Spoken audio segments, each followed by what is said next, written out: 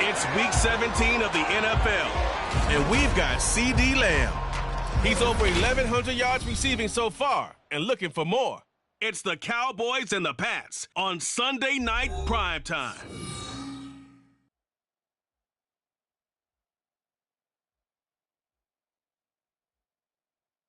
EA Sports coverage of the National Football League brings us to Gillette Stadium in Foxborough, Mass.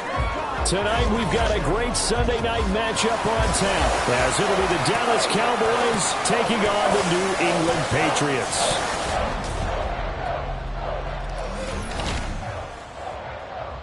With Charles Davis, as always, I'm Brandon Gaudin. And Charles, you talk about storylines in this one. I think it begins and ends with our two quarterbacks, certainly two of the best in the business. And nowadays, I don't think you can get by for long periods of time without a top-flight quarterback. The way the game is played, with all the responsibility he has and how the game flows through him, if he's not on the top of his game, your team's not going to benefit at all.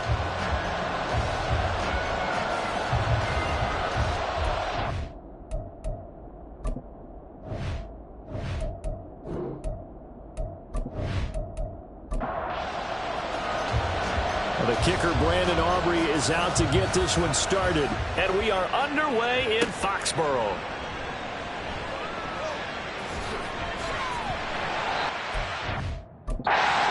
This drive just across the 30. Pretty nice work on the return.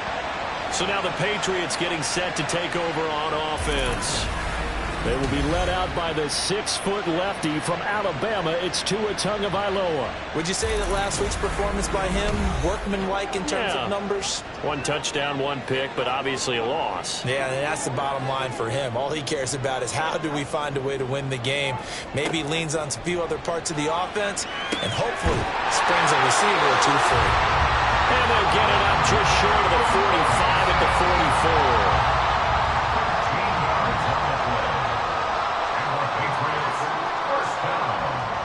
2 now on first down. Throwing middle, and it's complete. pickup there and a New England first down. He's locked in early. 2 nice first down completions to start. I like the fact that he's seeing the whole field early, spreading it around a little bit in the early going. And this will leave him a yard short. Nice pickup of 9 yards on first down. These are his numbers from last week's contest. 16 carries, 59 yards. And they've already clinched a playoff berth, so I'm eager to see how they approach this game because some teams' philosophy is to go ahead and get guys out. Other teams' philosophy, continue to do what you're doing best. I expect them to go ahead and use their top guys all the way through this one. 12 yards there as they... Mike McCarthy pretty decisive. He brings out that red challenge flag. Play is under review. Did he keep those feet in bounds? That's the question they've got to decide. And I got to say, watching it in real time, it was awfully close. Yeah, it certainly looked like a heck of a catch because he didn't appear to bobble it, which could complicate things. But even with the benefit of replay, that's pretty tight. Well, here's the call. So the challenge there does not go their way. This will indeed remain a completed pass. Throwing on first down, but this one winds up to be incomplete. So many offenses want to include their running backs into their passing offense and be able to swing the ball out or check it down to them. But sometimes those guys are just not as comfortable catching the ball as they are running it. Another throw on second down, and this one incomplete as well. What would look like a march to the end zone has hit a momentary roadblock with that incompletion. No need to panic. They just got to come up with a high percentage play call and see if they can get their offense back on track. Buying time to his left. And he will slide to a stop. He does have the first down. That one good for 16 as the drive continues. Certainly not a positive sign if you're the D coordinator and you see your guys give up that space so early in the game. Third down, that's when the clamps are supposed to come out, but his ability to create things with his legs makes things difficult. A terrific opening drive has them knocking on the door, first and goal.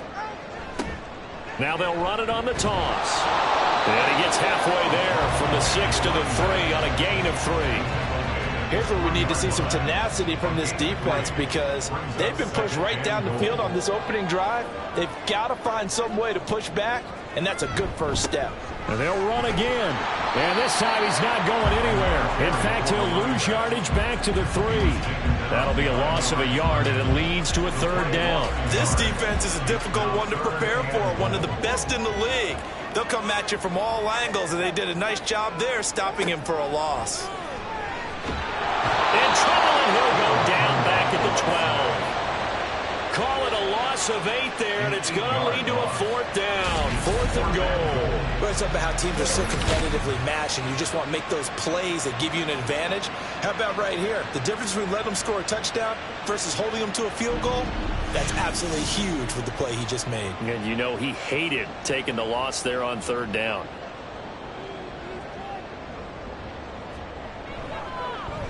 And this one is right through. And the Patriots jump out to a 3-0 lead. And all in all, a pretty decent opening drive, Charles. Pretty balanced. They had the passing game going and the rushing attack, too. I would think they have to be happy with that start because you get your ground game going, which means your offensive line and your runners are pretty happy, and then you get your aerial attack going as well, so your quarterback and receivers have smiles on their faces. Now both up to speed, awaiting their next possessions for this game. They can't wait to get started again. Now we'll see what the right arm of Dak Prescott has in store as the Dallas Cowboys offense sets up shop. And he just continues to throw touchdown pass after touchdown pass, leading the league here down the final stretch of the year. Guys will say that the numbers and the rankings, they don't matter to him very much. But I don't know how much I actually believe that. Sure, he's team first, but I think everyone would like to see him finish number 1, including himself. Now a deep ball here, hauled in just past the 50. And he'll be taken down, but not before they work it across midfield. A really nice gain of 25 yards. So into Pat's territory now. Here's 1st and 10 at the 47. And he sidestepped one man, but reinforcements come to stop him right around the line of scrimmage. Here's 2nd and 10.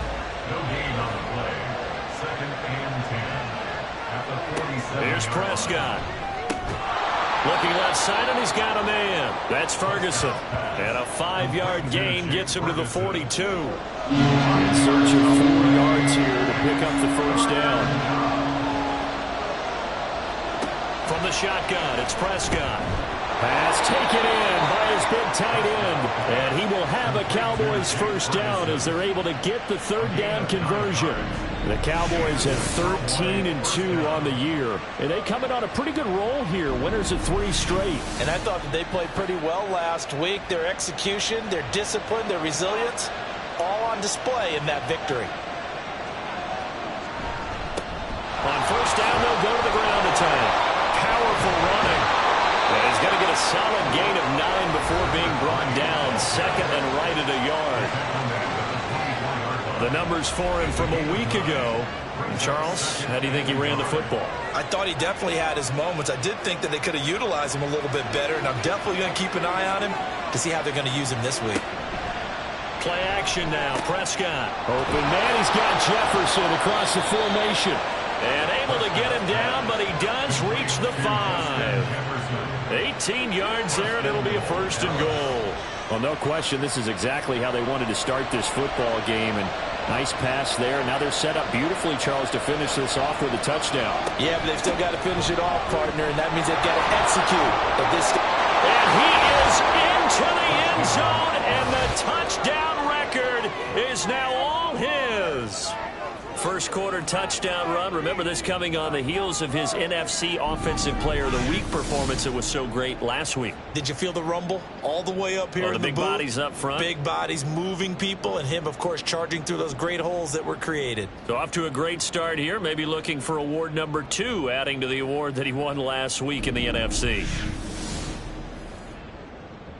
Brandon Aubrey now for the extra point.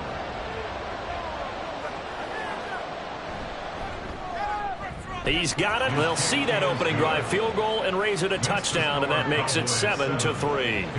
So after the touchdown, Aubrey now to kick this one away. This fielded right at the goal line. And he'll be tackled just shy of the 25.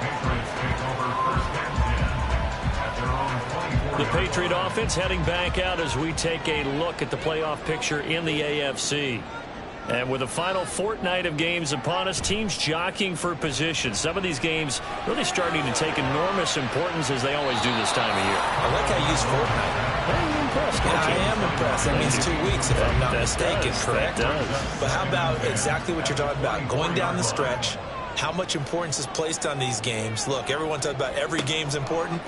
When you get to this time of year, maybe that importance gets quadrupled. And that's where we are right now to see who can make their last run, their last push to get into the playoffs. 4 yards the gain, and it'll bring up a third down. They are in need of 6 yards here if they hope to move the chains. Throwing is Tagovailoa on third down here. He had a man open, but he missed him, and it's incomplete. Had an open man that time, but ended up putting a little too much heat on it, don't you think, partner? Absolutely. Just needed a touch more air under it. Instead, he fired an absolute bullet. And the punter Bailey on now as he sends this one away. This is fielded at the 27. 43 yards on the punt, 7-yard return. And the Cowboys will take over the football with a 1st and 10. Getting set to go again as we look at the back heading onto the field again. And you see his numbers from a week ago. He was up over 100 yards then, and he's already hit pay dirt here once in this one.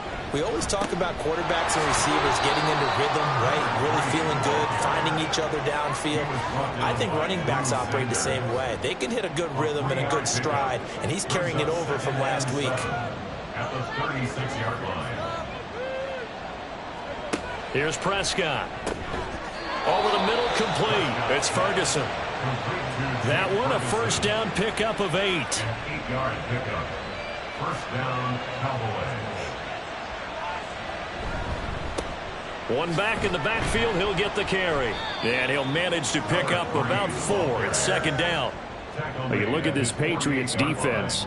And they played well against the pass, currently ranked 7th in the NFL. And I'm struggling a little bit trying to really categorize this crew. They're top 10 in the league against the pass, but the bottom half of the league in sacking the quarterback. That doesn't make sense. Imagine if this group ever put pressure on the QB, they'd easily move into the top 5. On third down, it's Prescott. Working the middle of the field, and he's got a man complete. And he's got another first down as the tackle's going to be made at the Patriots 36. They give him 17 yards that time as that'll move the chains. And that's well executed there on third down. And I love the confidence that they had to let their tight end try and find some space in the middle of the field, right in their quarterback's line of vision. And QBs love to make that easy throw, and they hooked up there for a first down.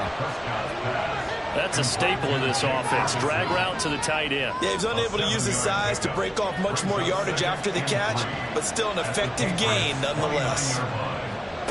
Prescott now on second down. Slant pass, it's Ferguson. And he's got another first down as the tackle's going to be made at the Patriots' 12-yard line. 17 yards on the pickup there. The drive will continue. From down at the 12, it's 1st and 10. Throwing, Prescott. And he just throws this one away. Smart decision here this close to the end zone, and it brings up second down. 2nd and 10. Prescott yet again. Out wide, and he completes it. CeeDee Lamb. And down inside the 10 here before he's out of bounds right around the 7. A little too much extracurricular there. When you have a game with a lot of contact, tensions are going to run pretty high. You're going to be emotional, but you have to harness it somehow, and he didn't on that play. So now then the penalty's got him set up with a 1st and goal. Now a handoff running through the middle. And the D not yielding much there. He's only going to get a yard to about the 2. It's a gain of a yard. Brings up 2nd and goal.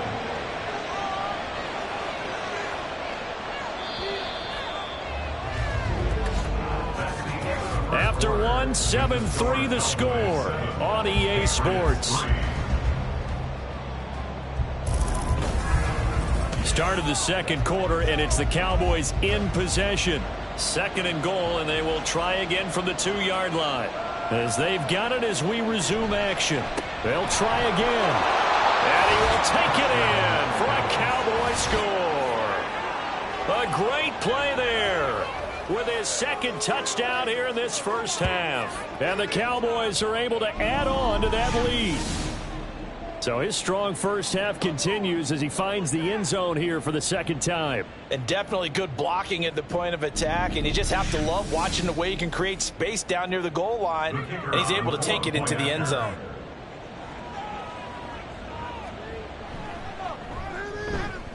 Now the extra point up and good by Aubrey.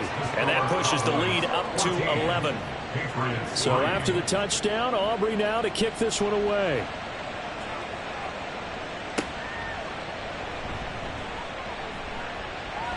And able to get this out to the 25. New England's offense set to go. Their deficit is 11, 14-3, and needing to get something going here as they come up on 1st and 10.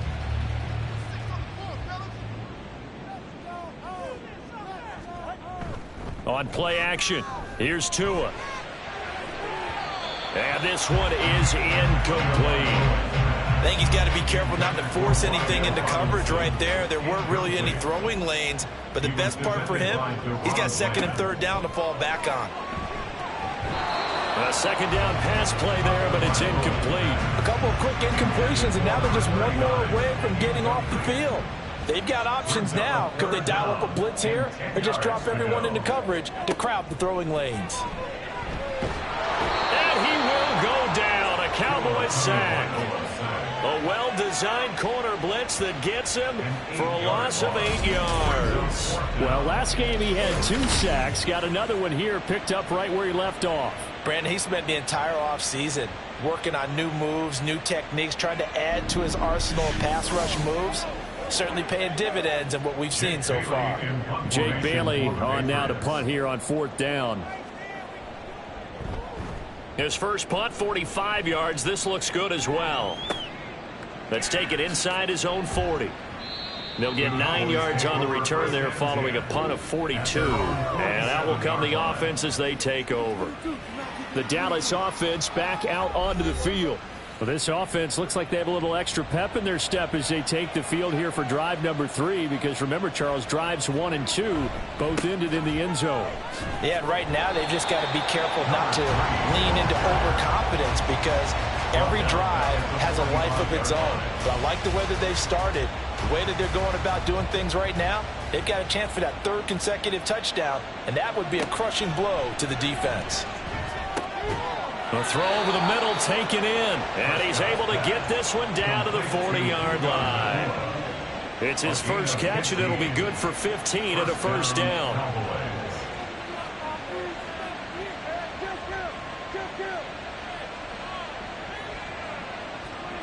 Prescott now. A short one there taken in by Ferguson. And there's a completion to the tight end. And look at the size of these players nowadays. At that spot, 6'4", 6'5", and up. A lot of guys used to be basketball players, somehow came back to football. And that's really good for the game of football. You're getting better athleticism. And that is caught. One-handed. Oh, my, he pulled it in. Touchdown, Cowboys. CeeDee Lamb with career touchdown number 94. He ties both Jerome Bettis and Priest Holmes on the all-time list, as his guys have opened up a very comfortable lead.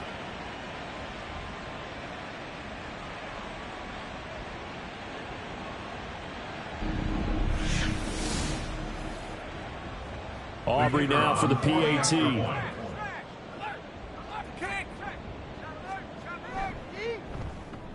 And it's 21-3.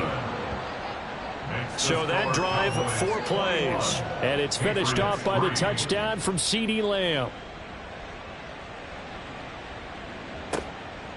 From a yard or 2 deep, here comes a return. Breaks through the contact. New England trying to get a place on offense. And it's been very much a slow start for them. 3 drives and just the 3 points, CD. Yeah, if you're into the points per drive ratio, that answer is 1. And that's not going to get it done in a ball game. They've got to find a way to finish these drives in end zones, not having balls go through goalposts. It'll go down as a gain of 6, and it's 2nd down. It's a pickup of 6. Brings up 2nd and 4 at the 32-yard line. Now a handoff up the middle. Trailer, and he'll push forward for a couple to the 34. That's all about doing the dirty work right there defensively. 2nd and short yardage, that's all about plugging those gaps, not giving a running back a crease to run through, and has a nice job to hold him just a couple and force a 3rd down. Able to find the open man. That's complete. They juked him. And they'll get this well past midfield before being stopped just before the 35. It was 3rd and short, and they go flying past the marker for a gain of nearly 30 yards. Now, that's the kind of big play you'd like to see. This first half, it hasn't gone their way, and they could use a shot in the arm, something to perk them up a bit. And they get one here in the passing game. This offense finding its legs now. Here's another 1st and 10. Looking to pass. Tua. And that is incomplete. He couldn't hold on through the contact. Brings up 2nd down. Incomplete. It's 2nd down and 10. Tagovailoa working out of the gun. And he comes back with one complete. He'll be hit down at the 33. 5 yards on the play.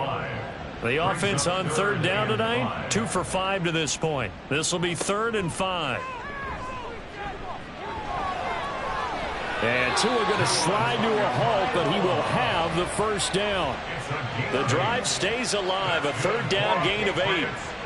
On 3rd down, the defense decided to blitz. A very good job of recognizing it, stepping away from the pressure, and finding open space to scramble and pick up a 1st down. Now Tua going to fake the jet sweep and the handoff as he'll drop to throw it. And brought down, but not before they get it inside the 10 to the 7. 17 yards is the pickup there for number 17. Well, these guys have definitely been outplayed in the first half. I like their countenance. I like the way that they're panicked out there, the way they're carrying themselves. They're starting to move the ball, and what you have to do, maintain your poise and start to put together some drives. Now Tua. Throw left side complete. That's Sherman. That'll bring up 2nd and goal after the gain of 5. Nice rhythm throw there on first down. He located his tight end, made it a nice easy pitch and catch. Hoping he can break a tackle or two. Wasn't able to do that there, but still good yardage. And I think they stopped him again. They did at the 1-yard line. No gain on the play there. They're going to need to come up with something better here on 3rd and goal. He'll try again. And he's in. Touchdown, Patriots. A great effort there. Hitting double digits with his 10th rushing touchdown on the year. And the Patriots are able to make some inroads here to that deficit. So it's a pretty good season he's putting together running the football. That now 10 rushing touchdowns on the year. And we know this is a passing league, and those numbers throwing the football, they seem to go up and up every year. But there's still something to having a reliable back you can count on in the red zone to bring things home for you. And that's what he's been doing all season long. Extra point right down the middle, and it makes the score 21-10. From a couple yards deep, he'll bring it out of the end zone. And no chance to get away as they'll get him down at about the 17-yard line. Out comes CeeDee Lamb and the rest of the Dallas offense. He's doing what he's capable of, having a solid game. Not the most amazing game. He's not over 100 yards, but a good game so far. And you just know that mentally, he feels like he's one catch away from turning it into a great game and starting on that road. And the defenders are well aware of that, too. They've got to figure out a way to not let that escalate. Keep him right in this zone here and call it a day, because otherwise he can really decimate him. Better believe they are well aware of his playmaking ability. A well-executed 22-yard gain. So many times in my career I've heard coaches talk about completions are one thing, but as long as we're there at the catch and we get guys on the ground, we can live with that. But if you're going to give up 10, 12, 15 yards after the catch, then your defense is going to be in a lot of trouble. On 1st and 10, Prescott. And incomplete, a drop there in the middle third of the field. That'll bring up 2nd down. It leads to 2nd and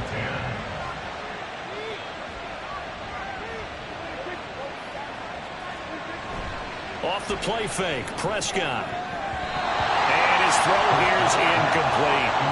Nice back-to-back plays defensively. They're stacking momentum now. One incompletion, two incompletion. They're going for more.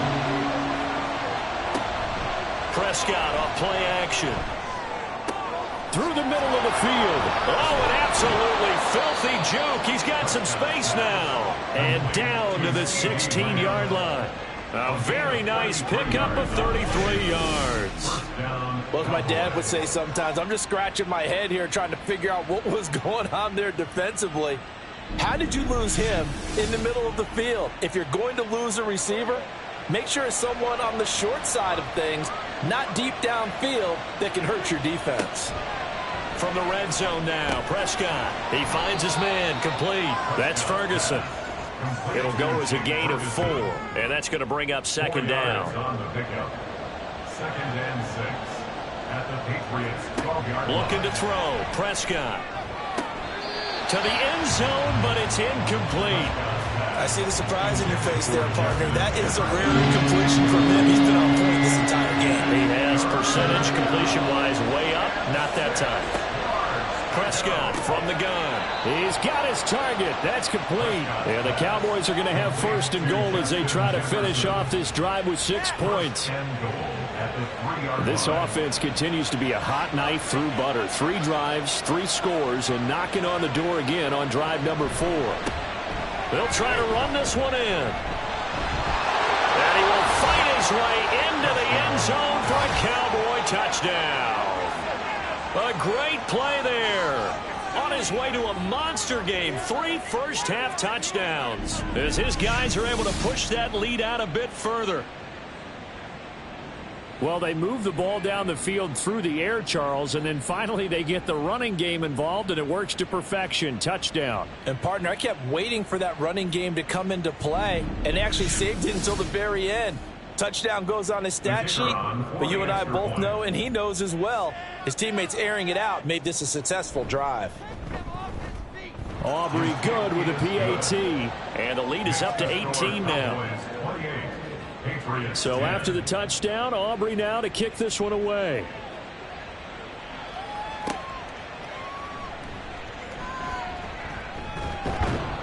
And he'll take it up past the 25 to the 26-yard line. Now the Patriots offense, they work their way back out onto the field.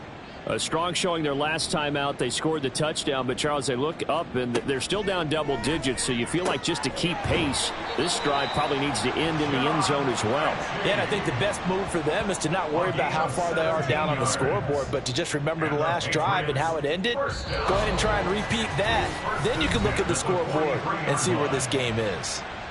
And we've hit the 2-minute mark in this first half of action. Coming up at halftime, I'll go from one personality, that's you, Charles Davis, to another one in Orlando, the coach.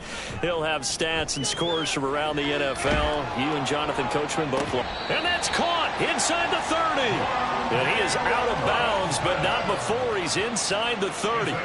Another big play here as they strike for 31. Already over 1,000 yards receiving this season. That catch is just going to add to his total. Certainly not resting on his laurels. He's trying to continue to gain as many yards as possible and continue this big season. And I believe they buzzed down. They're going to take another look at this play with all reviews coming from the replay official here in the final 2 minutes of the half. Did he keep those feet in bounds? That's the question they've got to decide. And I got to say, watching it in real time, it was awfully close. Yeah, it certainly looked like a heck of a catch because he didn't appear to bobble it, which could complicate things. But even with the benefit of replay, that's pretty tight. Well, here's the call. On first down, Tagovailoa. Now a short one to Gesicki, and he'll go out of bounds in the red zone just inside the 20. They'll wind up getting 7 on the play, and it'll be second down. It's a gain of 7. Brings up second and again, it's Tagovailoa. Throwing the out route incomplete. It's Hopkins. 6 yards the pickup, and that's a first down. First down. First and 10 at the 13-yard line. Throwing now is Tagovailoa. And that's going to be incomplete. Too tough to hold on to that one. It's second down. Incomplete. Greg Newsome on the coverage defensively. Tua sets up to pass it. Oh, hit as he throws there, incomplete. I'm really liking what I'm seeing from this defense because their coverage has been playing at a shutdown level so far. Even backed up late, they're forcing incompletions and fighting to keep them out of the end zone as the first half winds down. That is caught, and he's brought down. This one good for a first down, and also that is catch number 90 for him now on the season. I think he has to be saying to himself, how did that not wind up a touchdown? Remember, you just need the tip of the ball to cross the plane. It's not going to get there, but they're going to be set up in great shape with first and goal. They'll bring a tight end in motion. They'll try and run for it on first and goal. Now the Patriots going to use one of their timeouts as they'll stop it with 25 seconds to go here in half number. And he'll take it into the end zone for a Patriot touchdown. A great effort there with his second touchdown here in this first half. And the Patriots get a late score here in the final minute of the first half. Well, that touchdown certainly helps, but they've got to go ahead and convert, get to the half, and figure out how to keep chopping down this lead in the second, don't they? Yeah, they still need to regroup, and they still need to end the second quarter strong. A little bit of time left. Extra point splits the uprights, and the lead is down to 11 at 28-17. Patriots 17. Bailey now to kick it away after the touchdown.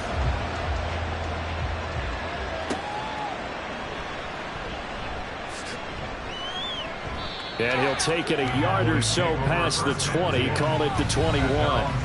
From a star in college to a star in the NFL, CeeDee Lamb at wide receiver as he brings out this offense. As we find ourselves in Week 17, he's already well over the 1,000-yard mark.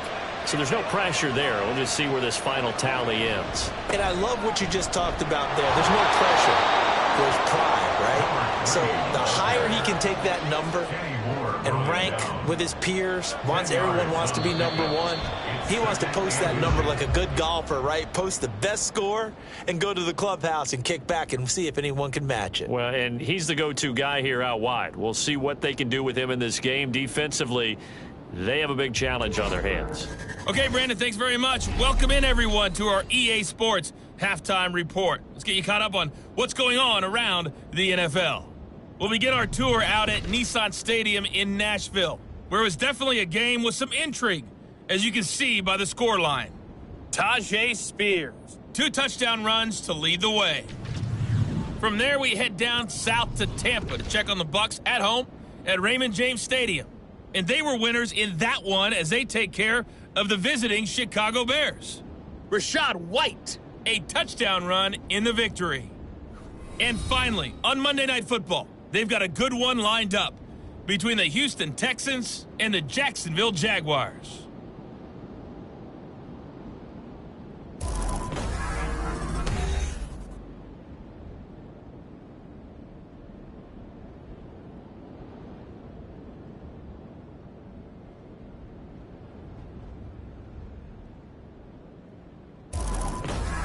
All right, Coach, thank you, and we welcome everyone back for quarter number 3. The Cowboys will get the football first here, and they have the lead as well as we are underway in quarter 3. This taken in right around the goal line and taken down just past the 20 at about the 21-yard line.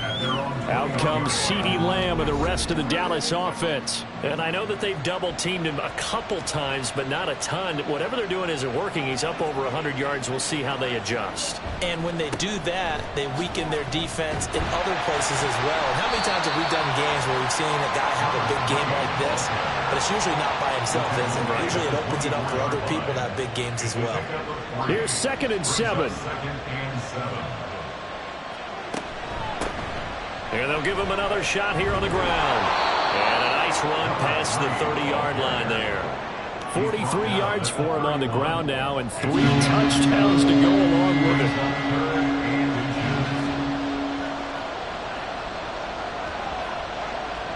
Third and short yardage. Prescott going to be taken in here by Nakua. And he will have a Cowboys first down, at least at first glance, as he'll spot the football just beyond the marker. They find a way to convert on 3rd and inches.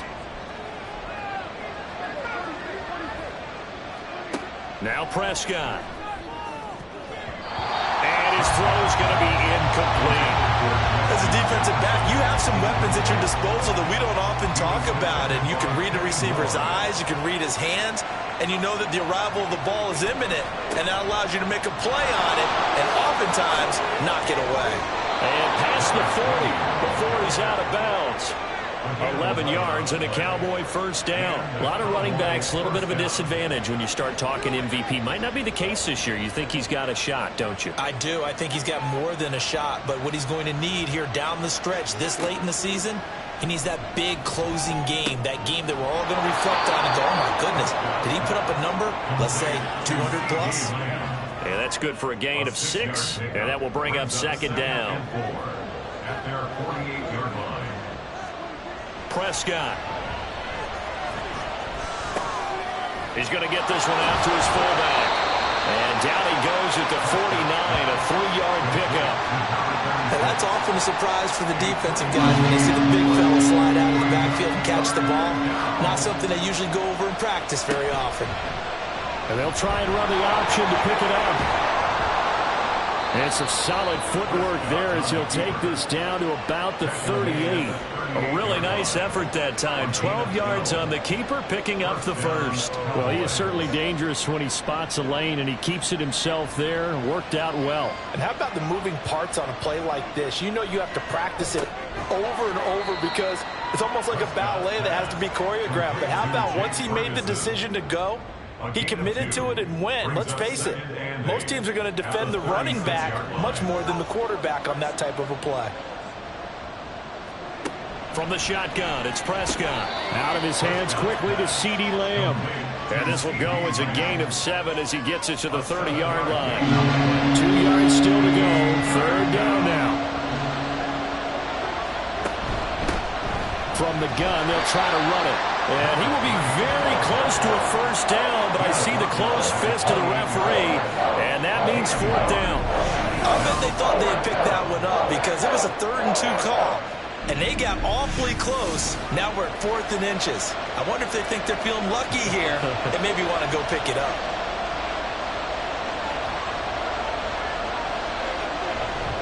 On 4th down, they'll try and run for it. And he's able to pick up the first before he's taken down at the 27. Holding offense.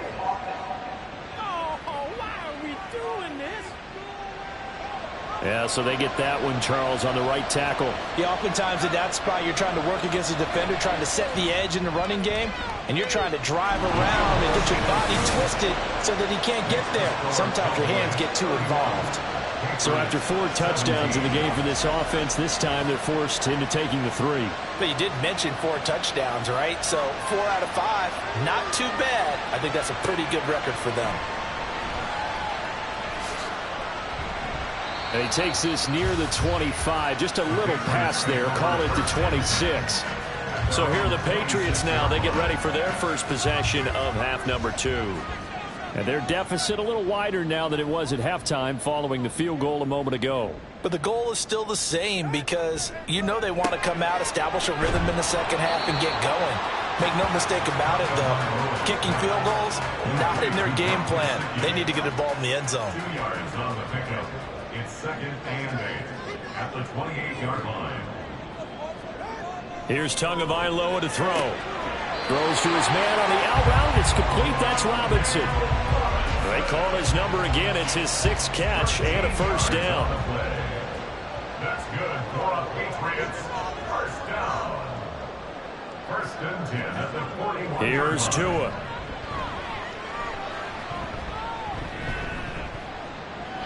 And they're not able to hook up there. Incomplete. I know that we've seen their share of struggles, and the quarterback's been hit a few times in this game, but this one can't be put on the offensive line. They gave him plenty of time to throw the football. I think ultimately he has to be a lot more decisive in his decision-making and get rid of it and find an open target. Yeah, he'll work free from one tackle, but that's about all as he's taken down.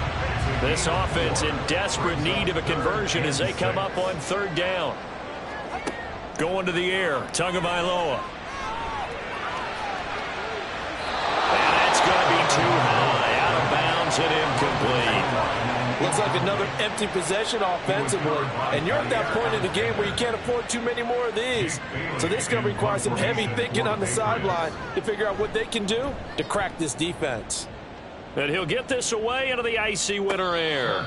It'll be a 39-yard punt, no return. And the Cowboys will be backed up to start the drive. They'll have it 1st and 10. A look at the running back, the man out of the backfield as he gears up to go again. I guess it kind of goes without saying at this point, but he's had a great game, as we like to say, a nose for the end zone, no doubt. Continues to find it throughout this game, and I'm sure he's got a nice place to live. He might want to make an offer on the end zone for a second home because that's what it's been like throughout this contest. He knows how to get there, and boy, he looks happy when he does. He's already bought all the property in the end zone. That's the problem. He's going to sell to himself now. Throwing again on 2nd down, but this time it's incomplete. It's rare that a receiver of his caliber would drop one pass, but that's now 2 times he's had his mitts on one and lost it. Yeah, and I don't think that they're going to lose confidence in him, though, because of the track record. Such a good player, maybe having a bad game, but I think they'll still go to him in a critical spot. 11 yards and a Cowboy first down. I'll tell you what, a lot of those mid-range throws have been available because sometimes teams get too concerned about the deep ball and they leave too much space in front of them, and these guys have been taking advantage so far.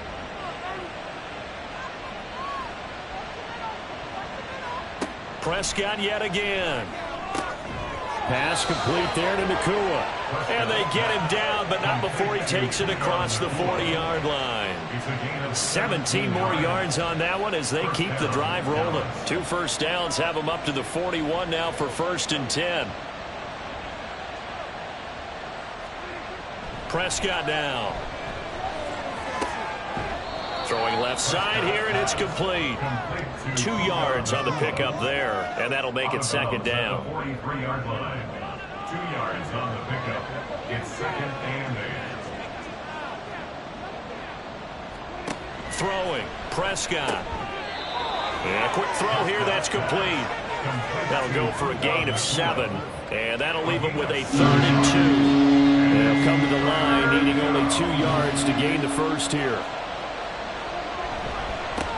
On 3rd down, they're going to run for it here.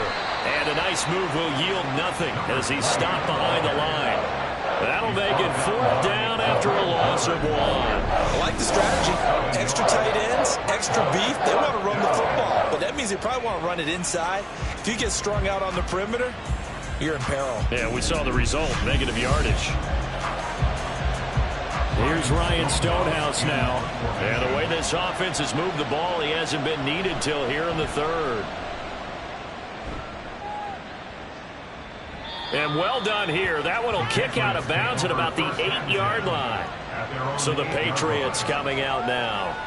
Well, they're going to have to go at least 50, 60 yards here if they want to ensure that they don't have to punt the ball like they did last time. Yeah, so what you're saying is we're not playing to just get out of the shadow of your own goal line, right? You're playing to make sure the punter doesn't see the field again. So it's not picking up a couple of first downs. You want to pick up 5 or 6 first downs and make sure you move the ball to their territory. They may want to go back to that one. First play of the drive, good for 15 and a first down. And the Patriots, first down. 1st and 10 at the 23-yard line. Looking to pass. Tua. He gets this one to Mechie. And this will go as a gain of 7 as he gets it to the 30-yard line. Ball on the 30 now. Here's 2nd and 3. At the 30-yard line. Play action. Now it's Tua. He's got this complete to Robinson. And he'll be taken down, but not before they work it across midfield. 23 yards to pick up there. The goal for any offense versus his own defense, find the holes where guys are available and put the ball on the receiver before any defender can step up and fill it. They did it well there. Perfectly executed crossing route. Off a play action. Tagovailoa.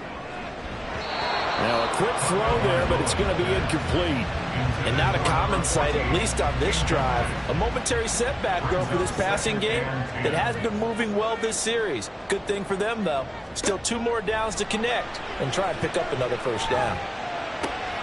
Now this one to his tight end out on the right side. He's going to be out of bounds on what's going to wind up being the final play of quarter number 3. 1 quarter remains here on a Sunday night. We'll return with more after this break. You're watching the NFL on EA Sports. Back now in Foxborough. It's Patriot football, but they trail here as we begin the 4th quarter. Tua's throw pulled in by Robinson here. And they'll wind up getting this one all the way down inside the 20. A good pickup there, 21 yards. So the ball down to the 16 here for 1st and 10. Up the middle they go. Trailer. And snapped a few yards shy of the goal line at the 3. Another nice gain, 13 yards that time, and another first down.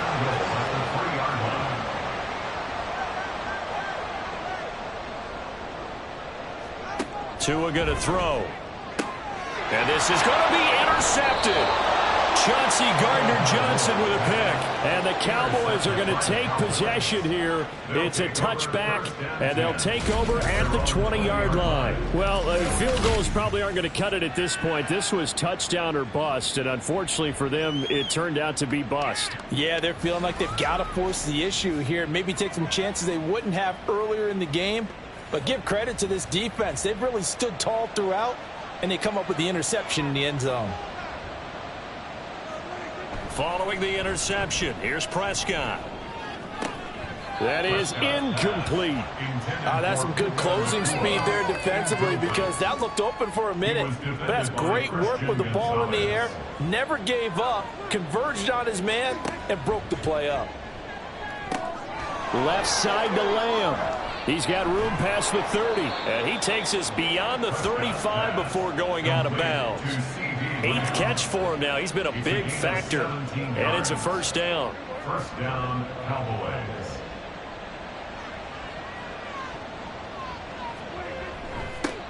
One back in the backfield, he'll get the carry. And they will only muster a yard here to the 38. 38-yard line, 2nd and 9. Brings up 2nd and 9 at the 38-yard line. To throw is Prescott. This one brought in by Jefferson. Short completion, just 4 yards, and it brings up 3rd and 5 now. They'll need 5 on this play to move the sticks. Here's Prescott. He's got his target. That's complete. And he will have a Cowboys first down by about 3 yards or so as they wind up getting 7 there on 3rd and 4.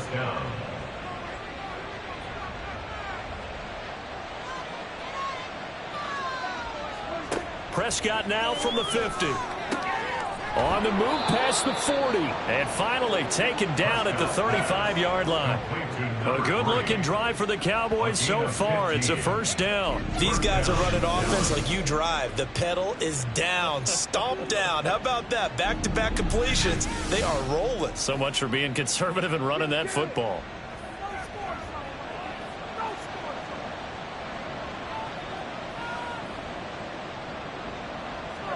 Prescott on first down. Over the middle, hauled in by Lamb. And brought down, but not before they're inside the 25. First down, Cowboys. On play action, Prescott. Oh, and that is incomplete. And they're at the point of the ball game now where they've got to take some chances. They've got to put the ball in the air and just see what happens. But this defense knows that all too well. Off the play fake, Prescott. Short pass taken in by Schoonmaker. He'll get only 3 there, so it leaves him with a 3rd and 7 ahead. So 7 yards from the first down here as they come up to the line of scrimmage. To the air again, Prescott. And the throw there going to be incomplete. I know coaches tell us all the time that having a powerful arm isn't the #1 thing they look for in a quarterback. But when you're trying to throw inside routes and you need to put some heat on it, it helps have the big gun. In this case, just a little bit too much. And his kick is good. And that will extend their lead even further. So that almost certainly the final piece to this puzzle, a 3-score lead. I don't think there's any coming back from there. But, you know, normally I'd get on you for giving up on the game right here, but I do think you're right in this case. This late in the game, 2 scores is tough enough. 3, I'm with you. That seems out of the question. And beyond the 20, but not by much. In fact, just a yard pass there to the 21. And now out come the Patriots. It's now appearing that this losing streak is going to continue. You know, the coaching staff was confident that this was going to be the game to stem the tide, but that just has not been the case. And now a throw on first down there, but it's incomplete. Now a 2nd and 10. Greg Newsome on the coverage defensively. Tua sets up to pass it. This will be complete to Mechie. 9 yards, not quite enough, and they'll be left now with 3rd and 1. Timing is so important on a route like this because he's going to line up out right and then cut straight across the field. I think the ball might have come out a count or two too late because by the time he was able to secure it, not much of a chance to turn it upfield. And he will have a Patriots first down as this defense unable to hold. It's a 7-yard gain there on 3rd and 2. So signs of life in what's been a dormant offense in this second half. Here's 1st and 10. Meanwhile, Tua's throw here taken in by Gesicki. And able to get this one across the 45 before he's brought down. 2 first downs have him up near midfield now on 1st and 10. Tua setting up shop to throw again. That's complete. Once again, it's Gesicki. He's got this to the 30 before being taken down. Back-to-back receptions for him, and it's another first down. That's another Patriots first down. They'll try the left side. Trailer. And he'll get this just inside the 30-yard line. He's tackled at the 29-yard line. A gain of 2. Got it here at the 29 on 2nd and 8.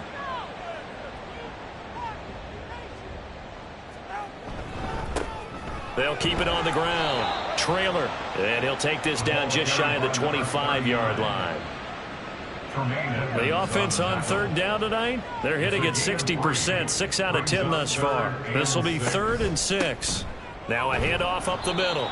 Trailer, and he will not get what he needed as he stops short of the first down at around the 22.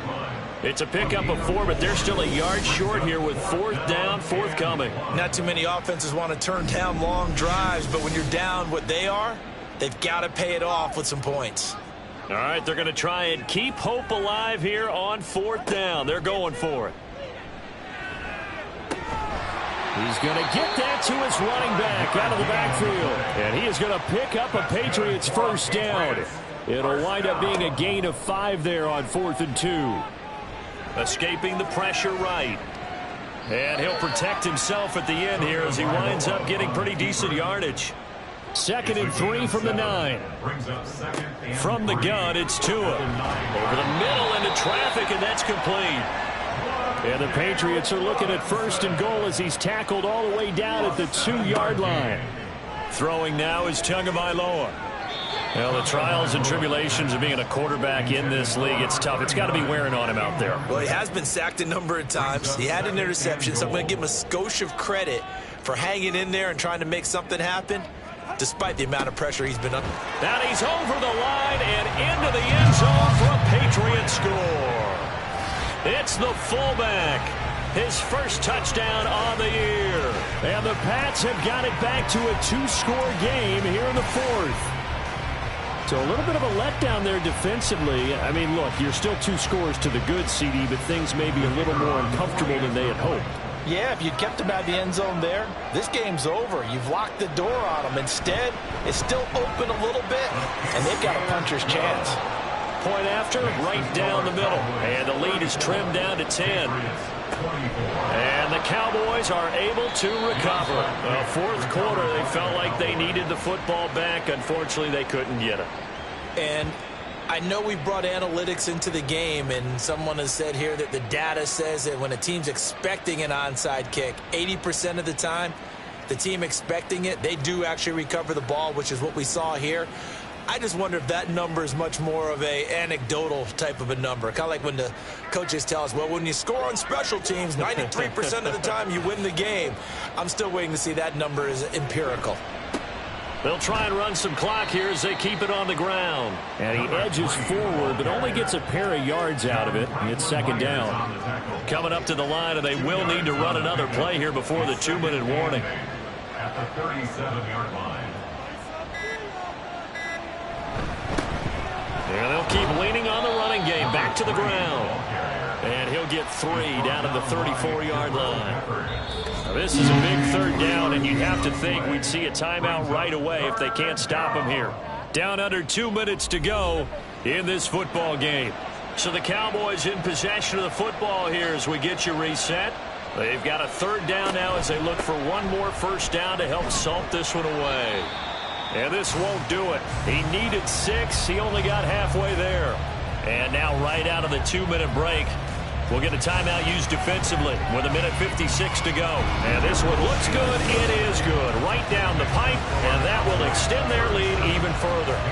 So they settle for just the 3, but clearly right now anything helps trying to salt this one away in the 4th. Without a doubt, obviously a touchdown probably would have been the final nail to finish this thing off, but it's still ate up time, got points. So while it's not mission accomplished, it's darn close. And he will be brought down here inside the 20. Good coverage as he's dropped at the 17. Here's 1st and 10. Now Tua. And that's into the hands of Gesicki. And they're going to get this beyond the 40 before he's taken down. The 2 timeouts still remaining, but scoring quickly a must. It's 1st and 10. Incomplete, but a penalty flag is down in the backfield. Let's get the call. Holding offense. So the road a little tougher here. Now 1st and 20. Here's Tua.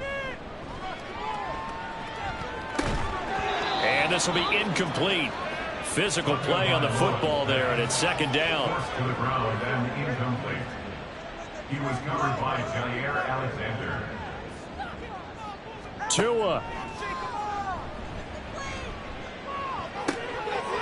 And he's got his man in stride, complete. And he'll go down here right around the 23-yard line. They'll come up 1st and 10 here. Throwing Tua. And he's going to find his man out of the backfield. That's complete. Now the Patriots will use the second of their timeouts as the clock stops here with 46 seconds left to play. Here's Tua. He's going to leave this for his running back. It's complete. And we see another pitch and catch there to the running back. This position just continues to evolve. They become just as critical to the passing attack as a lot of receivers, tight ends, because their ability to make people miss in the open field can really generate big plays for an offense. And the Patriots are going to have 1st and goal as they try to finish off this drive with 6 points. Tagovailoa. That's going to be caught at the 10-yard line. Complete to number 21.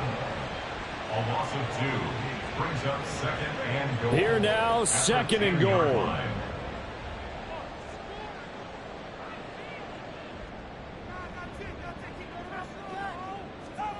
Now Tua.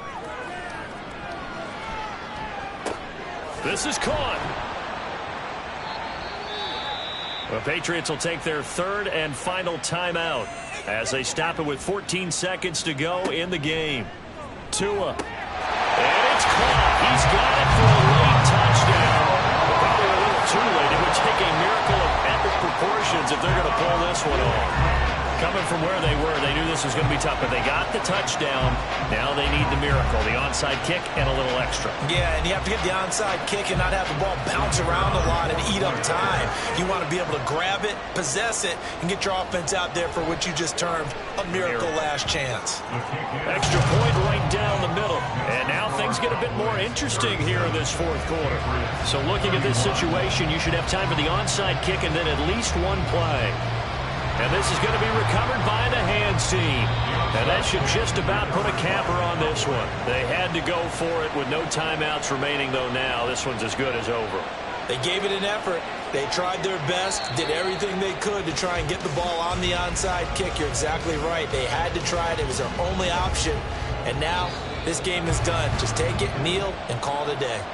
So this one will end in a victory for the Dallas Cowboys. And I'll tell you what, it has not been with a whole lot of frequency over the last couple of decades or so that teams have come into New England and escaped with a victory, but that's what happened here.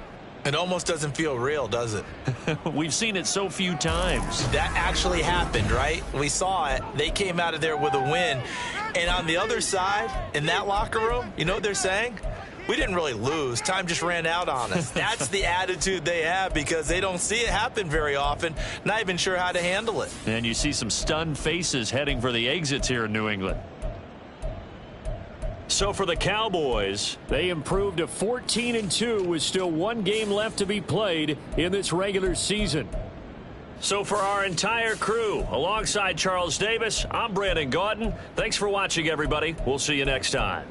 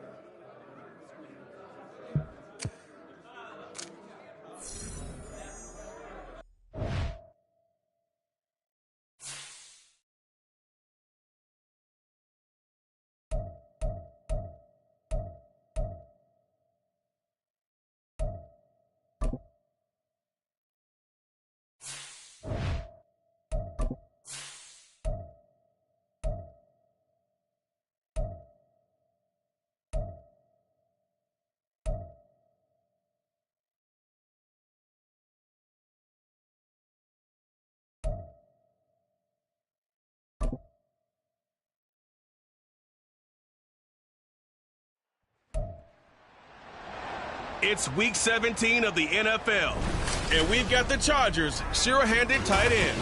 He's putting together one of the better seasons in league history. It's the Chargers and the Bengals, just ahead on EA Sports.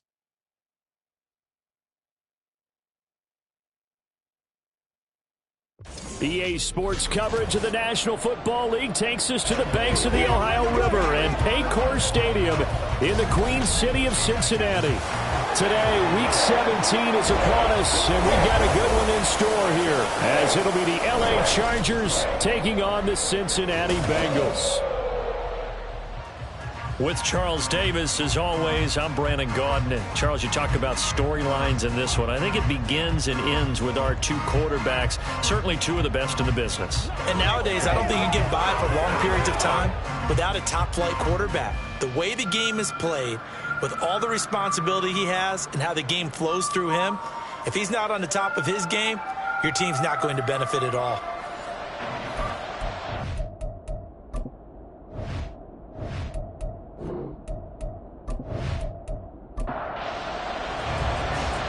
Two teams more than ready to get this one started. And we are underway from Cincinnati.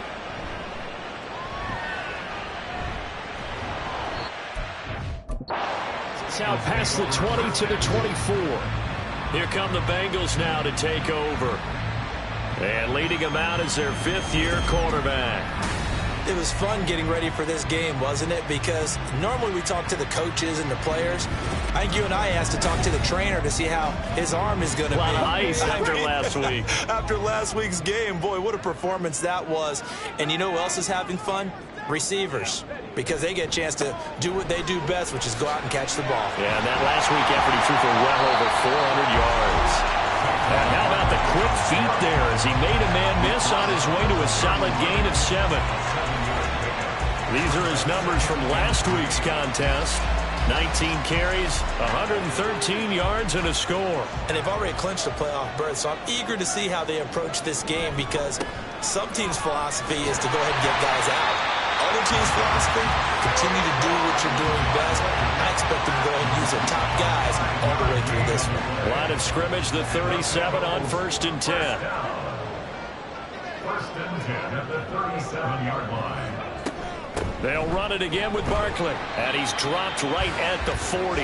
Gain of 3. The Bengals at 13-2 on the year. And they've gone a full couple of months now since their last loss. Winners of 8 in a row. And we always talk about how a team has to play complementary football in order to really be a good squad. But I think in this league, if your offense isn't playing really well as this one is, you're not going to run off this kind of a streak. 3rd and 3. Now back to throw. Work in the middle of the field, and he's got a man complete. And he is going to have the Bengals first down by about a yard. It's a gain of 5 on 3rd and 4. First and 10 at the 48-yard line. Off the play fake, he'll look to throw. Man open, that's Jamar Chase complete. And they get to him after a gain of 6 to the 46. Here now, 2nd and 4. Brings up 2nd and 4 at the Chargers' 46-yard line. They'll stick with the passing game as he looks to throw. Throw left side complete to Chase. And Chase going to pick up a Bengals first down as he'll get this down to the 40. Bengals first down. 1st and 10 at the 40-yard line. Back to throw again. This is caught. It's Brown. And they wound up getting this one all the way down inside the 20. A good pickup there at 22.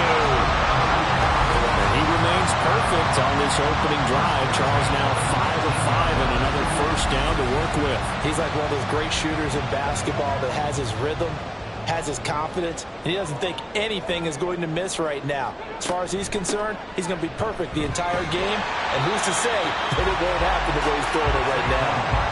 7 yards on the pickup there, and it'll leave him with a 2nd and 3. It's a gain of 7. Brings up 2nd and 3. They'll look to throw here. This one goes out wide for Barkley. And the Bengals are going to be set up with a 1st and goal coming up as they get him down at the 6-yard line. 1st and goal from the 6.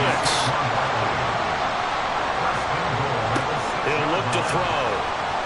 Fluck. And they're going to get to him. A sack. Sack back at the 9-yard line. Quentin Williams able to record his 5th sack of the season. Now from the 9, here's 2nd and goal. Back to throw here. And that is caught. He's got it for a Bengal touchdown. Herb Smith Jr., his 3rd touchdown now on the year.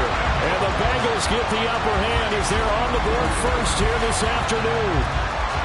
Looking sharp on that first drive. These guys, of course, coming off back-to-back victories, and you see that kind of advancing into this game, don't you? You certainly do, and when you have a team that doesn't get too full of itself, even though they've won 2 games in a row, you get the end result that we saw there, that nice opening drive because they're sharp, they're focused, and they're locked into everything that they're doing. Extra point by McPherson, up and good, and it's now a 7-0 game. After the touchdown, McPherson on to kick this one away. And here comes a return from just beyond the goal line. And he'll wind up getting a couple extra yards here for his trouble and bringing it out of the end zone as he's down at the 27. So here's the Charger offense making their way out. And a look here at their signal caller, the fifth-year quarterback. We're seeing it more and more in this league, how teams love to have athletes back there taking the snaps, guys who can throw it and move around and get yards with their legs if needed. He's one of the best examples that we see out there right now. He can throw for hundreds of yards one week and then run for 100-plus the next. He adds an extra dimension that really confounds defenses when he puts it all together. The end result, 21 yards. Defense gives up a touchdown on the opening drive. Offense, you got to want to get out there and get those points back right now. And that's a sharp throw there to get this drive off to a good start. On 1st and 10, it's Etienne. And he is going to be stopped cold behind the line of scrimmage. 2 yards the loss, 2nd and 12. That was well played there defensively. 2 tight ends in the formation, which essentially gave them 7 blockers up front. Hard to imagine with all that size and beef that they could let a tackler through. But that's exactly what happened. A loss resulted. This will be a loss of 3, and now a much tougher 3rd down looming. Tall task ahead of him here, needing a full 15 yards to move the chains.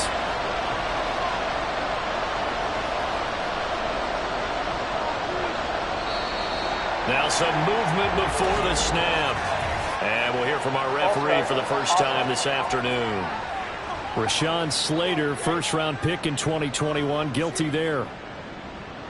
So the false start certainly doesn't help matters as they'll try again now, 3rd and long. He'll drop to throw. Pass taken in by his big tight end. And he's got another first down as the tackle's going to be made at the Bengals' 38-yard line. A real letdown defensively. That was 3rd and a bundle, but they allow the conversion. Well, on 3rd down, he wanted to go to one of his most dependable targets, and that's who he found, his tight end there, to pick up the first, Charles. And you use the proper word there, dependable, and sometimes spectacular, because tight ends nowadays, they can do it all. But they're the guys you trust, especially across the middle of the field where there's traffic. He delivers, and they pick up nice yardage. 2nd and 10, a very chilly day here, but no snow. And I got to say, if it's going to be this cold, I want snow. You should see Charles' face. He's looking at me like I'm crazy. 50 catches for him now on the year, and he's got a first down. First down, Los Angeles. They'll look to throw again. And pass caught. It's Williams. And down he goes, taking it inside the 10, just shy of the 5 at the 6. A well-executed 22-yard gain. Just picking up yardage in bunches here these last few plays. They have moved right down the field, and just like that, they're going to be set up with a 1st and goal. 1st and goal, and a chance to get that initial touchdown right back. Again, he'll drop to throw. Touchdown! From 6 yards away. And the Chargers respond to that opening drive touchdown with one of their own. Well executed there offensively. Defense looked a little confused, but he found his receiver, and that one good for 6 points. And the payoff we just saw there tells us how many times they ran this play in practice over the past few weeks, because they executed that flawlessly right here on game day when the situation arose. For the extra point, Cameron Dicker. It's up and good. So these teams match touchdowns here in the first quarter, and we're tied 7-7. Each team's had it. Each team has scored. 7-7 here as the kick's away. Taken at the goal line. And he will make it to the 20-yard line and no further. The Bengal offense on their way out as we look at the playoff race in the AFC. Playoff picture here, and you see they've got that number 2 spot right now. Obviously a lot to like about that and where they're at in this home stretch of the season, but that first round home game is not guaranteed, Charles, until they lock up their division. Bottom line, win the division, stay number 2, you get a favorable game at home to begin what you hope will be a nice postseason run. That's the number 2 receiver in the NFL in terms of yardage. And tell you what, a few more plays like that, he won't be number 2 for long. But that's what often happens when you have competitors running around the field. These guys know where they stand in relationship to yardage, totals, numbers, the whole deal. And let's face it, all of them, they all want to be number 1. And now a throw on first down there, but it's incomplete. When you talk about the defense for these Chargers, it's quite a unit, that's for sure. Number 1 in the NFL against the pass. And this is one of those something's got to give games. You got the number 1 passing team in the NFL against the number 1 defense against the pass. A lot of times the battle's in the trenches. We know that. We see it all the time. But this one, this game's going to be won on the outside. And he's brought to the ground with another first down at the Chargers 42. The Bengals passing game finding a rhythm. They've got another first. So from Charger territory now, here's a 1st and 10 at the 42-yard line. Looking to throw. quick slant to Brown. They'll give him 4 yards there, and that'll bring up 2nd down. A gain of 4. It's now 2nd and 6 at the 38-yard line. Here's a play fake as they set up to throw. He will find his man Chase complete. And finally down he goes as they work it inside the 10 to the 7. It'll go as an impressive 31-yard gain. When they've needed a play this year, he's certainly been the guy to deliver it. As this season has gone on, he's been awfully consistent and sometimes spectacular. Now a chance to make that big play really hurt. It's 1st and goal just outside the 5. They'll set up a throw. And this one nearly picked off. Kind of surprising to see a defender of his caliber let it get away, but get away it does, and it's 2nd down. They'll try the right side here. Barkley. And he'll take this into the end zone for Bengal TD. Saquon Barkley with career touchdown number 145, tying it with Marcus Allen for 6th on the all-time list. And the Bengals have taken the lead. Well, he finishes off the drive with a touchdown run, Charles. Remember, he also had a catch on this drive as well. And that's what running backs want to be in today's NFL, a complete back. 3 down, stay on the field, run it, and catch it. And he gets it done. Extra point by McPherson, up and good. And that makes the score 14 to 7.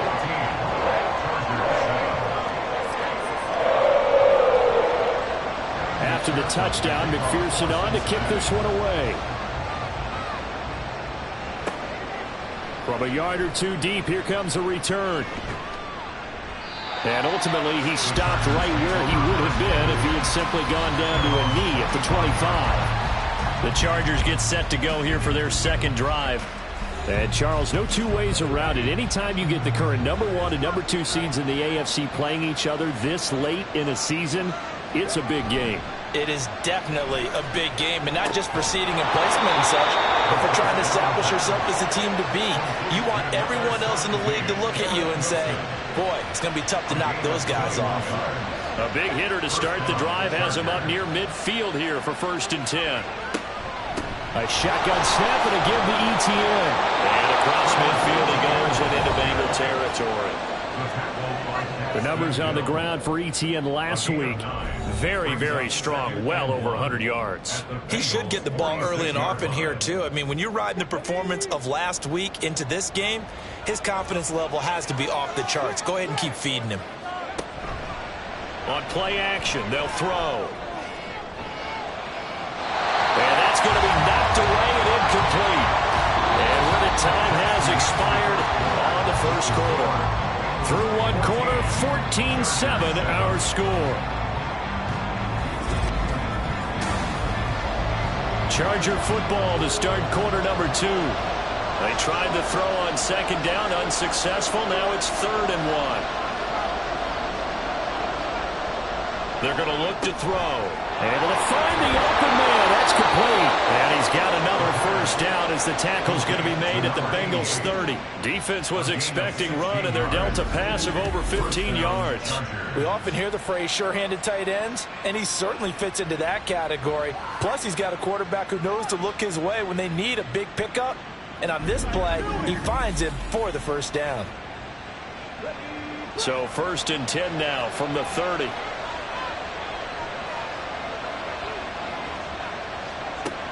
Back to throw.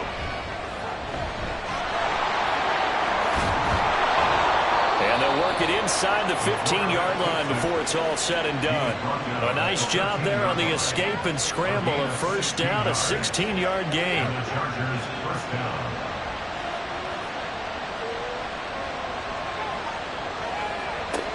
Out of the gun, they'll look to throw. And he can't get rid of it. He's taken down.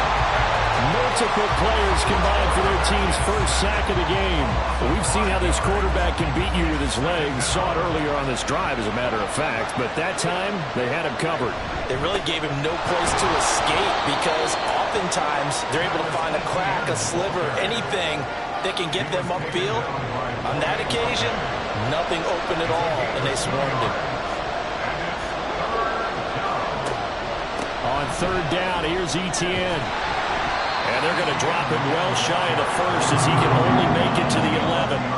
This defense not budging. Back-to-back carries of just 2 yards. With that last effort, he has reached now 10,000 career rushing yards. Congratulations. Big-time congratulations. That also means that his publicist can make sure all the information gets to every voter out there who has a say in the Hall of Fame. Cashing together a heck of a resume. So they're able to end that drive with 3 points in this one-possession ball game. And ideally, you want to end every drive with points. Most quarterbacks would tell you, let's end it with a kick, right? A PAT, that's number 1. Field goal you'll take. Punts, you really don't want to do that. In this case, they'll take the field goal and get prepared for the rest of the game. And Williams going to sit on this one. It'll be a touchback. The offense takes the field, and we turn our attention to Saquon Barkley. He's been good. His guys are winning. So far, the recipe working here in the 2nd quarter. And he doesn't like to just tote the rock. He wants to carry his team on his back, and that's what he's done throughout this game. Yeah, he's done that. He'll be hoping to continue that trend. 2 yards on the carry there. It'll be 2nd down. They'll go to Barkley again. And he'll get a couple up to the 29. 2 yards on the 1st down carry, and then followed up by 2 yards on the 2nd down carry. Well, that's definitely not going to be enough to get the job done. Wasn't the expression 3 yards in a cloud of dust? Now they're going to need 6 on 3rd down to keep the drive going.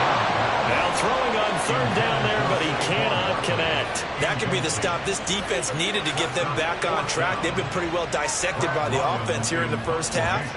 After that possession, now they know that they can compete with this offense. They only punted twice in the win last week as he gets this one away. Pulled in at the 24. Call that a 44-yard punt, 5 on the return. And it'll be Charger football here as they take over. So 1st and 10 now from the 30. They'll try and start this drive in the air. He's airing it out for Williams. That's caught inside the 20. Touchdown, LA. Jamison Williams, 70 yards. And the Chargers are able to strike quickly here as they are in for 6.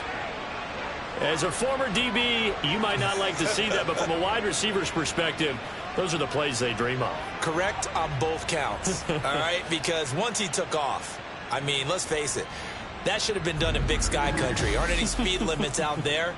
And off he went. Glad I wasn't the one trying to chase him.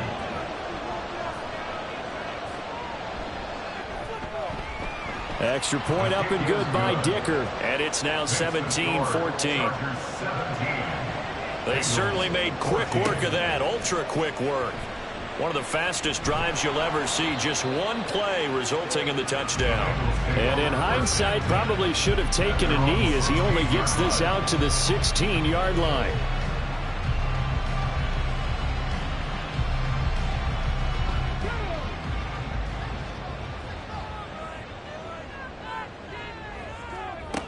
They'll come out throwing here to start the drive.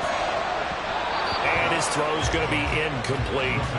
Well, he leads the NFL in interceptions and nearly added to that total. Got his hand on it, couldn't quite corral it. It's been a Pro Bowl-type season for him, and the term ball hawk really comes into play, doesn't it? Yeah, I like that one a lot because teams want to avoid that type of a play, but sometimes you just can't. He just knows where the ball is. Starting to rack up the yardage here in this first half. 5 catches now and a first down. Good strong throw and catch right there. And so far in this game, the alleys have been open for them to get completions, and they're taking advantage of it.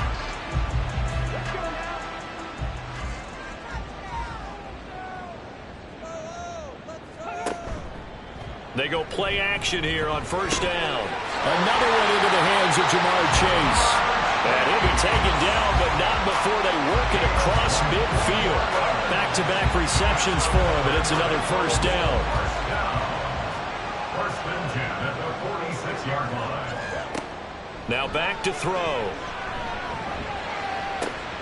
This is caught inside the 15. And he gets this one inside the 15, just a yard or two shy of the 10. It's a gain of 35. That catch, by the way, kind of noteworthy. It's number 764 in his career. Ties him with Hall of Famer James Lofton. And he's done it just as James Lofton did in his career.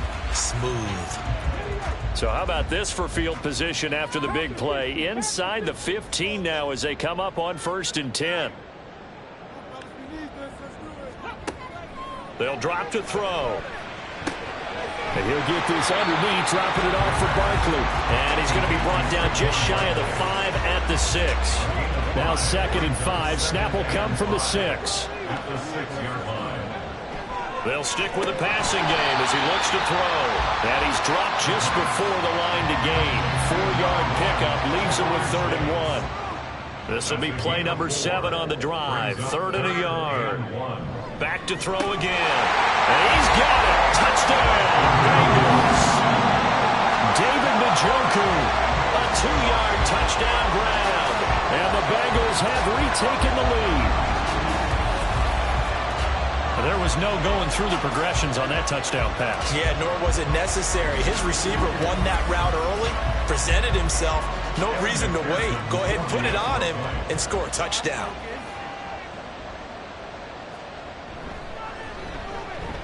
Extra point by McPherson, up and good. And that will make this a 4-point game. 21. Chargers 17. And he'll get it up across the 20 to the 21-yard line. The offense for Los Angeles returns to the field.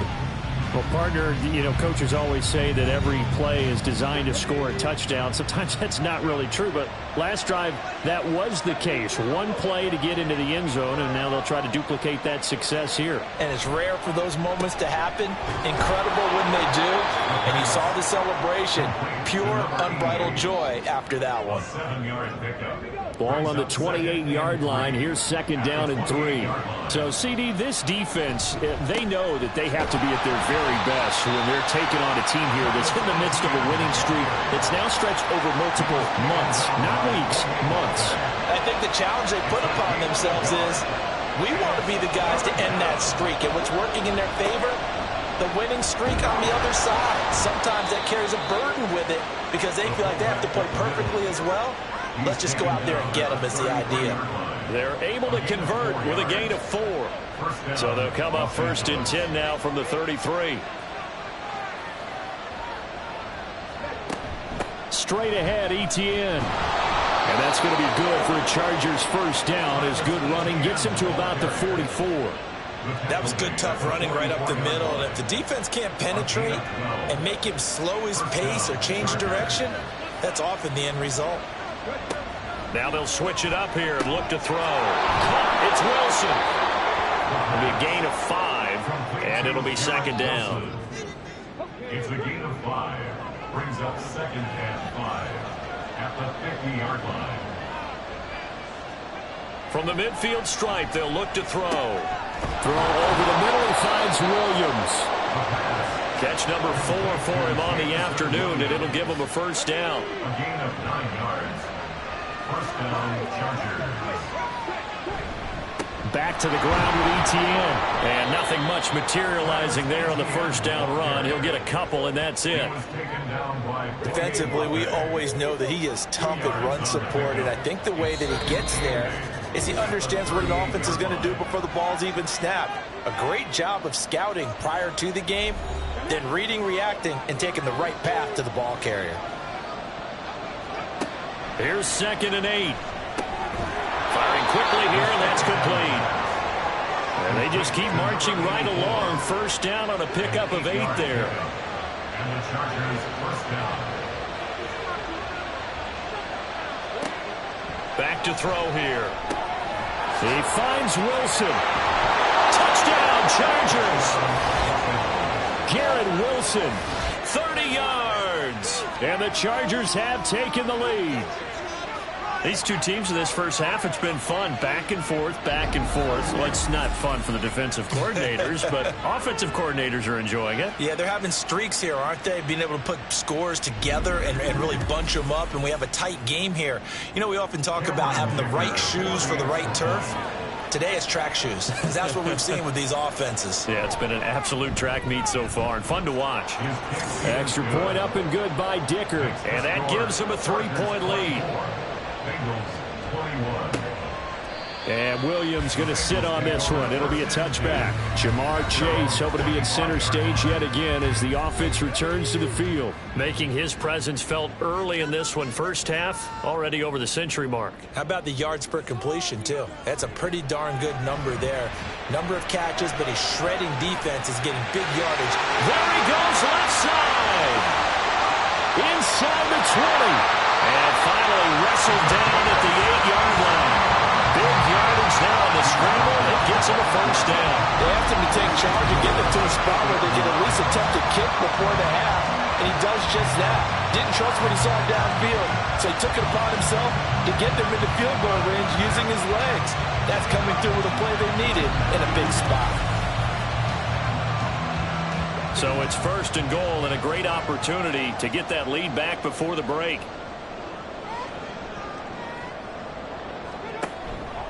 A play-action fake. They'll look to throw. That's to Chase. He's got it. Touchdown, Cincinnati. 8 yards on the touchdown pass. And the Bengals will take the lead here in the final minute of the first half. He was on point throwing the ball right there. He had the big play to get him down close, and then he delivers a touchdown pass on 1st and goal.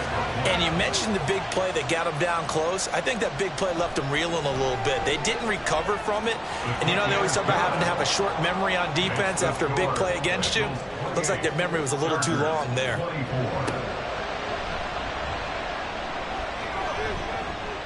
And the tackle going to be made right there at the 25-yard line. Jamison Williams out onto the field as his guys take over on offense. He's done his part, but so far it's been in a losing effort, so they've got to fix something. But that doesn't mean changing anything, the way they're throwing the ball around and his catches and production. Keep doing that. They're going to have to fix some things likely on defense to try and slow down their opponents. But so far he's north of 100 yards receiving. Quick hitter here, it's complete. Now the Chargers will use the second of their timeouts as they'll stop it with 27 seconds remaining here in the second quarter. Short pass caught by the tight end Gentry. Chargers going to use their 3rd and final timeout. And with halftime on the horizon, they'll be out of timeouts from here forward. Throwing there, but this pass is going to wind up incomplete. Yeah, that's a nice job there defensively to blanket those receivers on 3rd down. And as a quarterback, all you can do is just lob one toward the bench. Not too close, mind you, and live to punt the football. On is the punter Scott here as he gets this one away.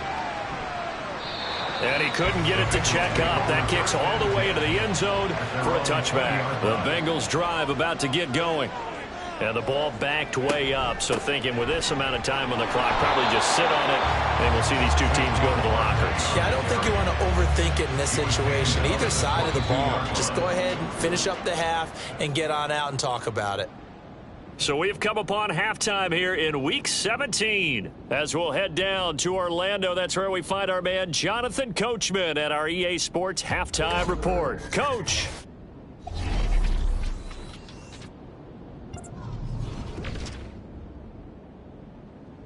We'll begin in the AFC North. Longtime rivals colliding. Pittsburgh heading east to take on Cleveland. And it's the Steelers out in front in the second quarter. A touchdown run for Najee Harris. From there, we head down to Tennessee to check on the Titans at home in Nashville. And it's the visiting Jets who have the lead in that one. The Jets trying to hold on and claim victory. Lastly, we head to the Gulf Coast and check on the Bucs at home in Tampa. As you can see, the score there in the second quarter. The Bucs looking to sew that one up, and they look to be in pretty good shape.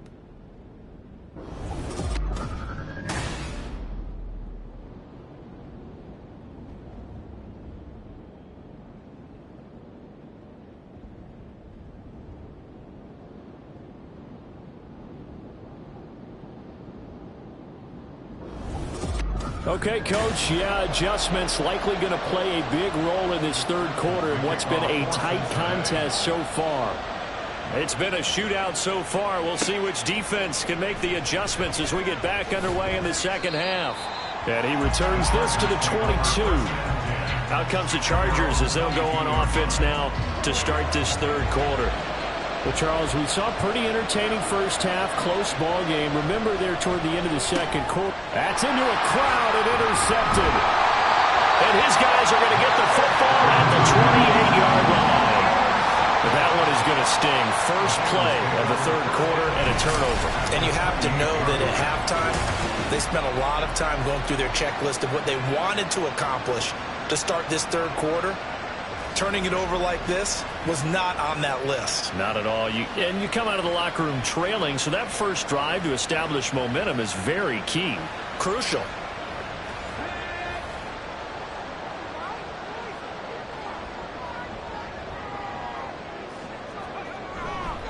Now a play fake here on first down. And he can't find anywhere to go with it, and he goes down. Josh Sweat rushing in and bringing him down to the ground. This defense coming out after the half, and if that plays any indicator, Charles, maybe a little refreshed and refocused here for quarters 3 and 4. Yeah, they did really well on that one. That's exactly what they need to keep doing if they want to change their fortunes in this game. Give them 4 on the carry there, but that only takes them back to where they started. 3rd and 10. Brings up 3rd and 10. They'll set up to throw. Pushing his way through. And down inside the 15, shy of the 10. Able to make something out of nothing there. 17 yards and a first down. He's starting to fall into the category of not fair. Because when he's on target throwing the ball, he's dangerous. But when you add in his ability to make plays with his feet, almost impossible. Yeah, exactly. They've had trouble stopping him in the secondary. This time they've got the great coverage. Oh, he can run too. From the 5, 2nd and 4. 2nd and 4 at the 5-yard line. Now a first carry for their fullback. And he's in. Touchdown, Bengals. Andrew Beck, his 5th rushing touchdown now on the year. And the Bengals add 6 to their lead. Well, it was 2nd and goal. You're in there close. That's the fullback's comfort zone. Not only is it his comfort zone, it's an expectation. That's what he's supposed to do. Turn and hand it to him. Big guys fire out. Find your way into the end zone. Extra point by McPherson, up and good. And that pushes the lead up to 11.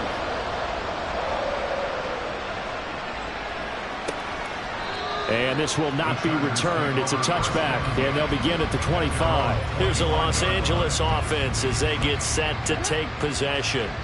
And we'll see if they can bounce back from that last drive. In particular, if they can bounce back at the quarterback position, Charles, after throwing their first interception of the ballgame. Yeah, some guys, you know they're going to want to try and get a big play right away and take control back. Others, they're going to want to look to hit a couple shorter passes, get a little momentum back that way. But for the defense, that goal's not changing a bit. They want another pick. You're exactly right about that. In fact, you've got to watch them a little bit because in coverage, they may cut down their gaps a little bit, maybe their splits a little bit in order to try and get to the ball even faster. And he'll be taken down, but not before he works it past the 50. 16 yards is the pickup there and a first down for L.A. Well, this is where reading defenses and practice time comes into play. You've got to know what you're running versus zone versus man and how to run the proper route. And they just executed that one pretty well. They'll look to throw here on first down. He's airing it out for Williams. And he knocks the ball away and it falls incomplete. I'm sure this isn't a novel thought, but maybe run some simpler routes instead of trying to get it all back in one shot. Defense certainly appears to be ready for him. Try and get it back little by little instead of in big chunks. And able to break one tackle, but then quickly brought down. But a nice little gain. 9 yards, and that leaves him just short, so it'll be third and less than a yard.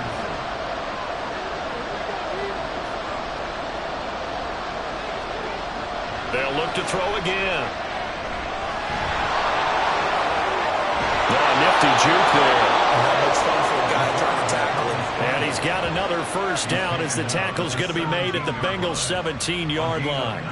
This is where the NFL is headed year by year, partner. A league where just about everyone has someone under center who can get you with their legs as well as their arm. And we've certainly had a nice display of that from both QBs in this game.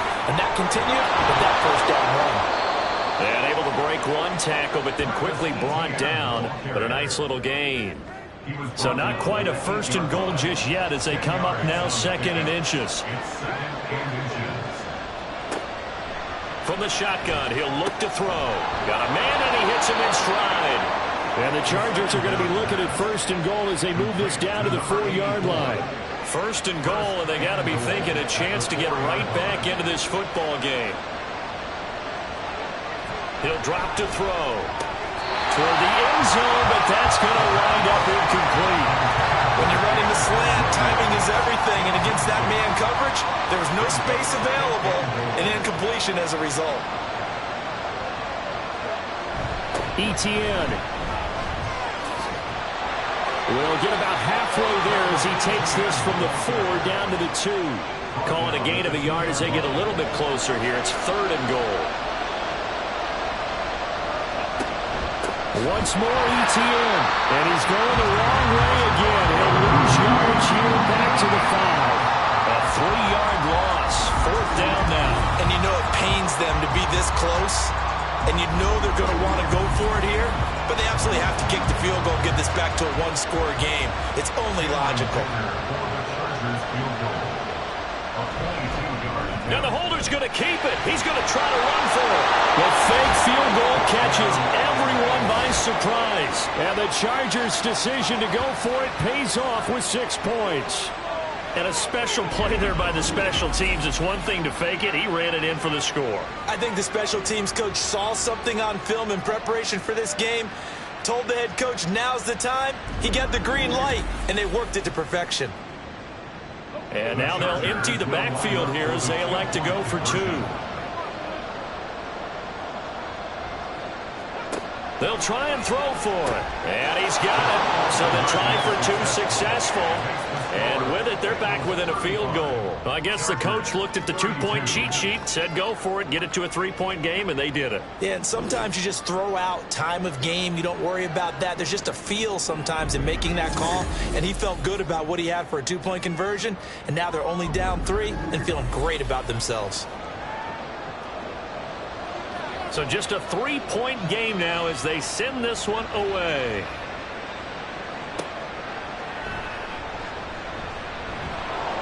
And he'll be brought down right on the chalk of the 20. Now the Cincinnati offense ready to see what they can do here. Their lead down to a field goal now as they start with a 1st and 10. They'll start out on the ground. It's Saquon Barkley. And he can only manage to get a couple. 2nd and 8 coming up. They'd love to just strike back with a touchdown right here. And if it's a long play, so be it. But the main goal, get a couple of first downs. Run some plays, run some clock. Allow their defense to get a chance to catch their breath, settle down, and relax a little bit after they just gave up the score. That one a first down pickup of 8. It's Barkley on the counter, and he is met in his tracks behind the line of scrimmage. Officially, it's a 1-yard loss. That's going to bring up 2nd and 11. At the 30-yard line.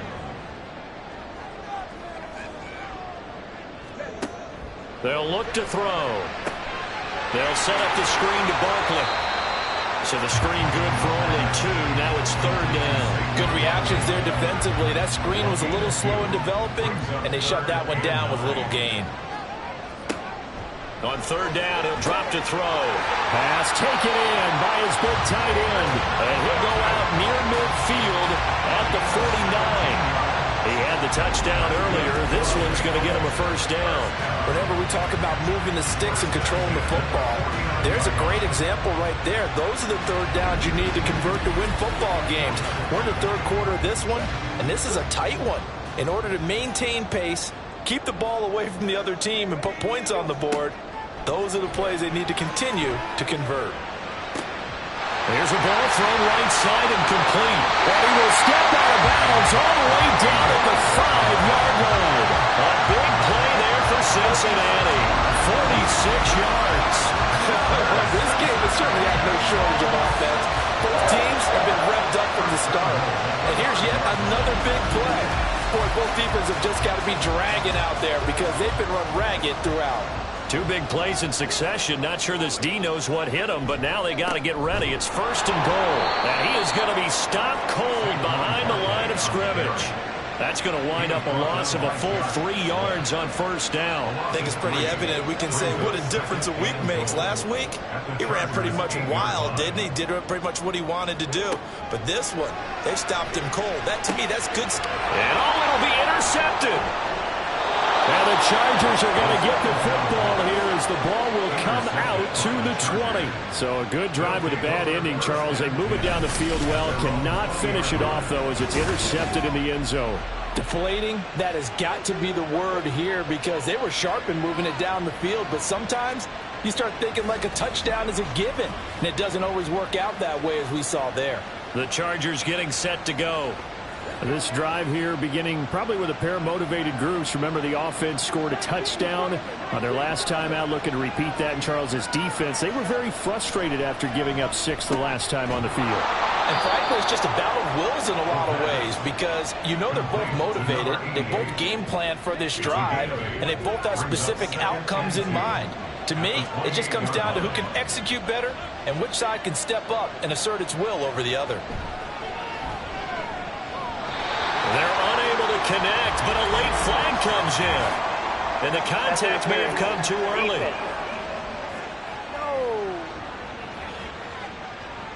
So the yellow flag came out, and that leads to a new set of downs for this offense. First and 10.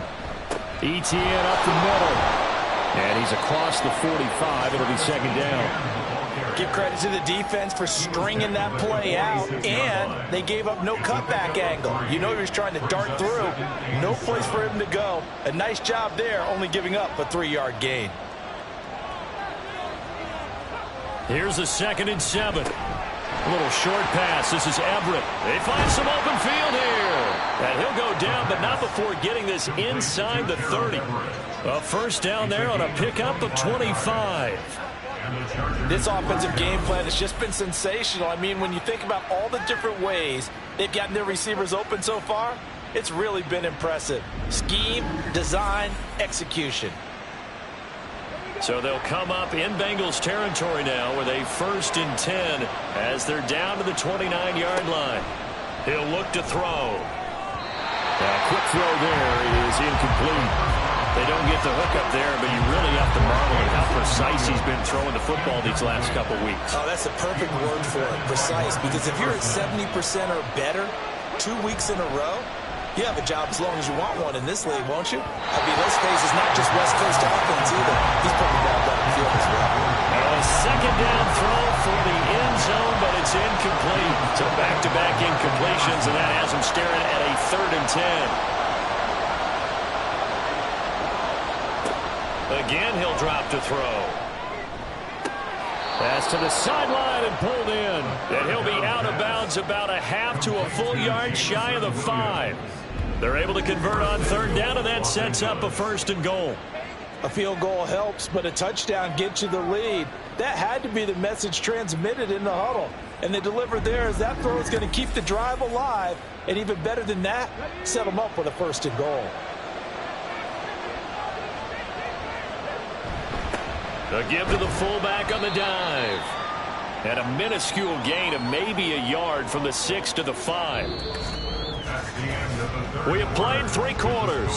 You're watching the NFL on EA Sports. Back now in Cincinnati. It's been a very hotly contested game to this point. Just a field goal separating these two teams as we get set for the fourth quarter. On second down, a run with Etienne.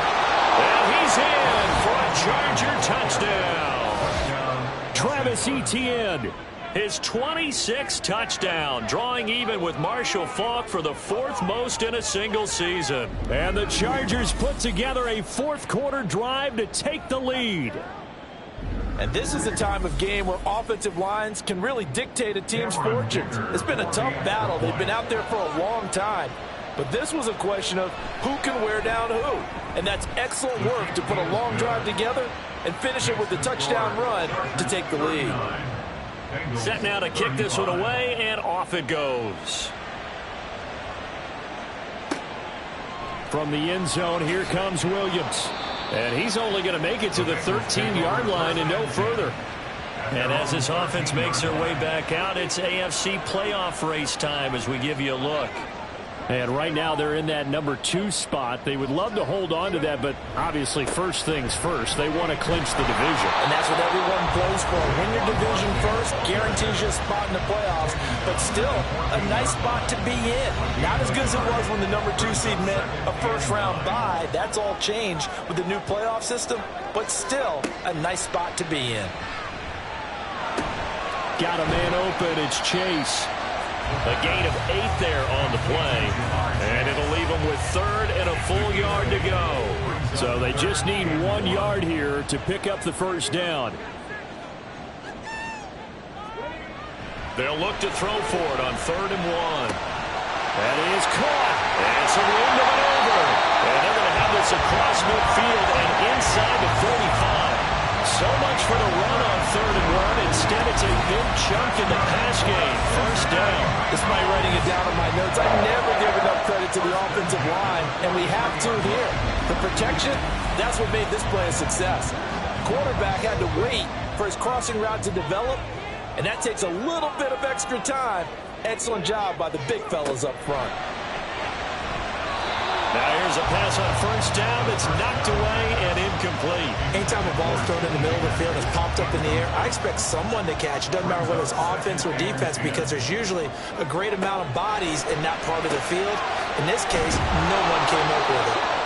They get 7 out of that, so they're left with a 3rd and 3. Coming up here looking for 3 yards to pick up the first.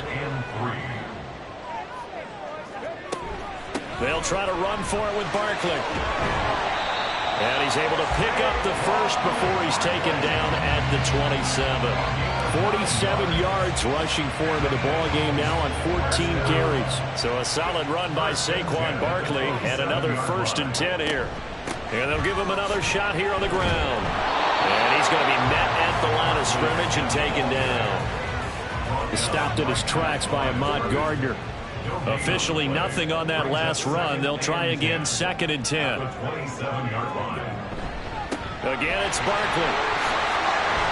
And a strong run there as he'll maneuver his way down inside the 15. It's a gain of 13, and the Bengals have a first down. For a lot of people, MVP award means the quarterback award usually, but over 100 yards again last week. They're going to have to look his way more than once when giving out this award this season, I think. Yeah, it's not just the consistency. There's been some plays that we've seen where we talk about it for weeks thereafter. That's what we're getting out of him. Over 100 yards last week. Expects to continue that in this game, too. Maybe just a slight detour on what's been a strong drive. Here's 2nd and 11. Looking to throw. And it's caught. And he's brought down. Sets him up nicely. 1st and goal. It was a pickup of 14. Tell you what, he's been able to put the ball in some tight spots all game long. That throw, no different. Yeah, a lot of people would call it a gutsy type of a throw. I think he looks at it as, I can do it. So it's not that big of a deal to me, and I'm going to keep firing. Only way to get the lead here, of course, with a touchdown. And that's what they're gunning for on 1st and goal. Barkley will take this one in. Touchdown, Cincinnati. Well, nothing fancy there, Charles. You have 3 tight ends on the field. They were going to run the football. The defense knew it, but the defense couldn't stop it. And I haven't met an offensive line yet that doesn't get more satisfaction out of running the football into the end zone than pass protecting. They had determination on their side, and they got it done. Now an important extra point here to stretch this lead to a field goal. He's got it, and this is indeed up to a 3-point lead. So that one a long 11-play drive, and it's capped off by a touchdown run from Saquon Barkley.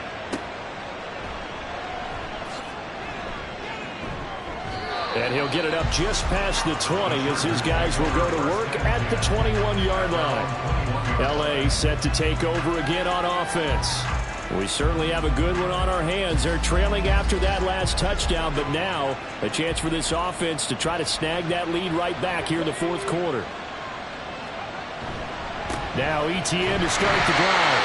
And just no chance of turning the corner. He can only get back to the line of scrimmage. 2nd and 10 coming up. So after the run for no gain, here's 2nd and 10. They're going to look to throw. And he's got his man in stride, complete. 9 yards, not quite enough, and they'll be left now with 3rd and 1.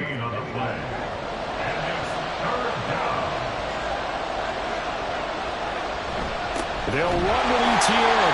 And that one going nowhere from the start as he's met in the backfield and goes backwards.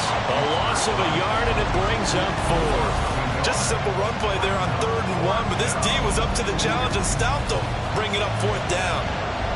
Here's J.K. Scott now as he'll kick it away for the 2nd time.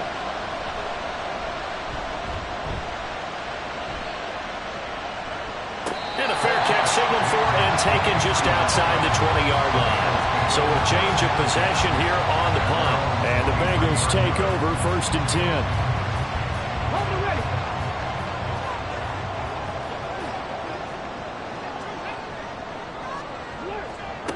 They'll try and start this drive in the air.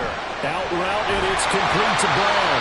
And he takes us beyond the 45 before going out of bounds. Solid way to start the drive.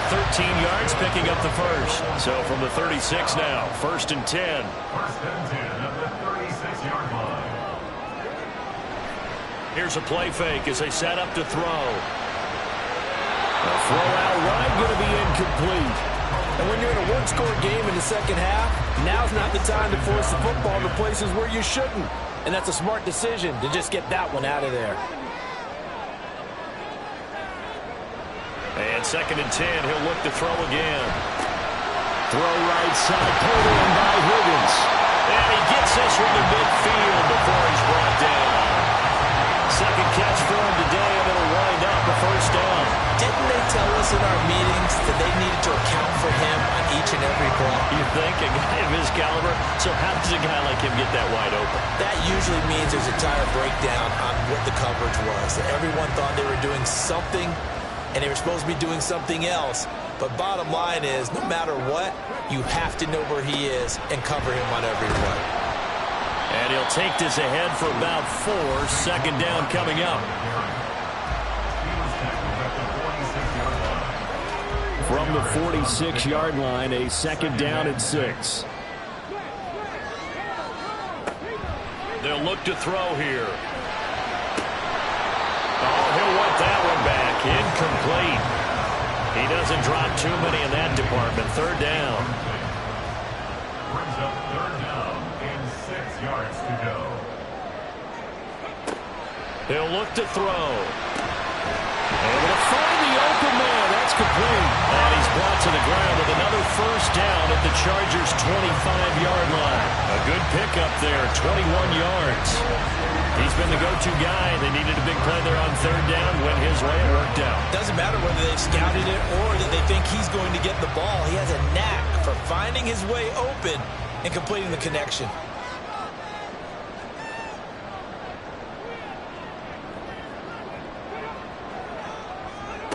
Now on 1st down, he'll drop to throw it. And that one too wide and incomplete. But plain and simple, that's the 2nd time today that he's dropped a pass. And that one, I think, maybe even a little easier than the earlier one that he dropped. Surprising. Was this game announced as a night game prior to, and maybe his rhythm was just off? Just got thrown off? Have to wake up, enjoy the sunshine, and go play. And he is out of bounds. Looks like right at the 15. 9 yards, not quite enough, and they'll be left now with 3rd and 1. Back to throw again. He had him. He was open, but he couldn't get it to him. It's incomplete. Nice call by the defense there on 3rd down. Just flood the field with extra defensive backs in their dime package. Nowhere to go with the football. Forces the incompletion. And they'll run forward Barkley. And he's able to pick up the 1st down before he's tackled right at the 10. Well, we kind of looked at each other as they decided to go for it, but in the end, great execution, a 6-yard gain, and it all works out.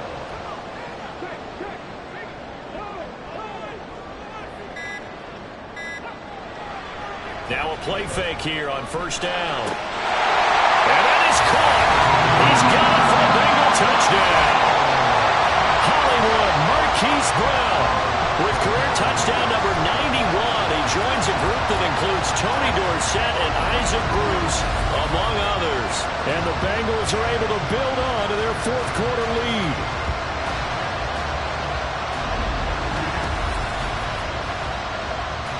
And McPherson on for the extra point.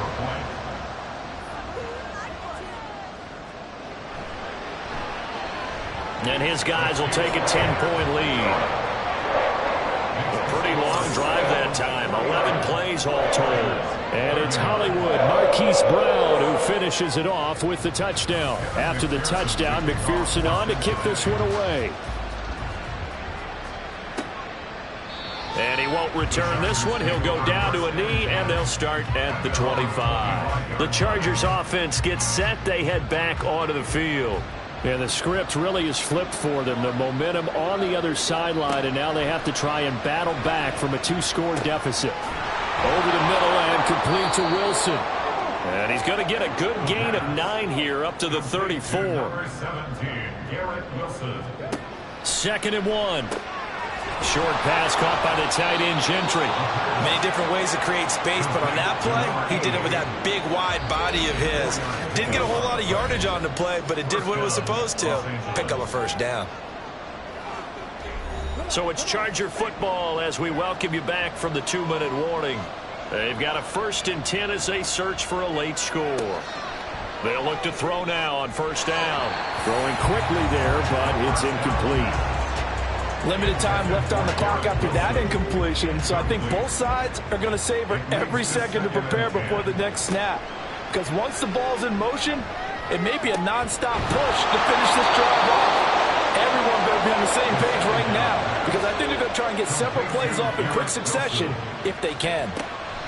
They'll look to throw again. Throw over the middle and finds Williams. And brought down, but able to get it to their 30-yard line. They'll stick with the passing game as he looks to throw. That's pulled in by Wilson. And down he goes, taking it inside the 10, just shy of the 5 at the 6. Now a shotgun snap as they'll look to throw. And that is incomplete. He couldn't hold on through the contact. Brings up 2nd down.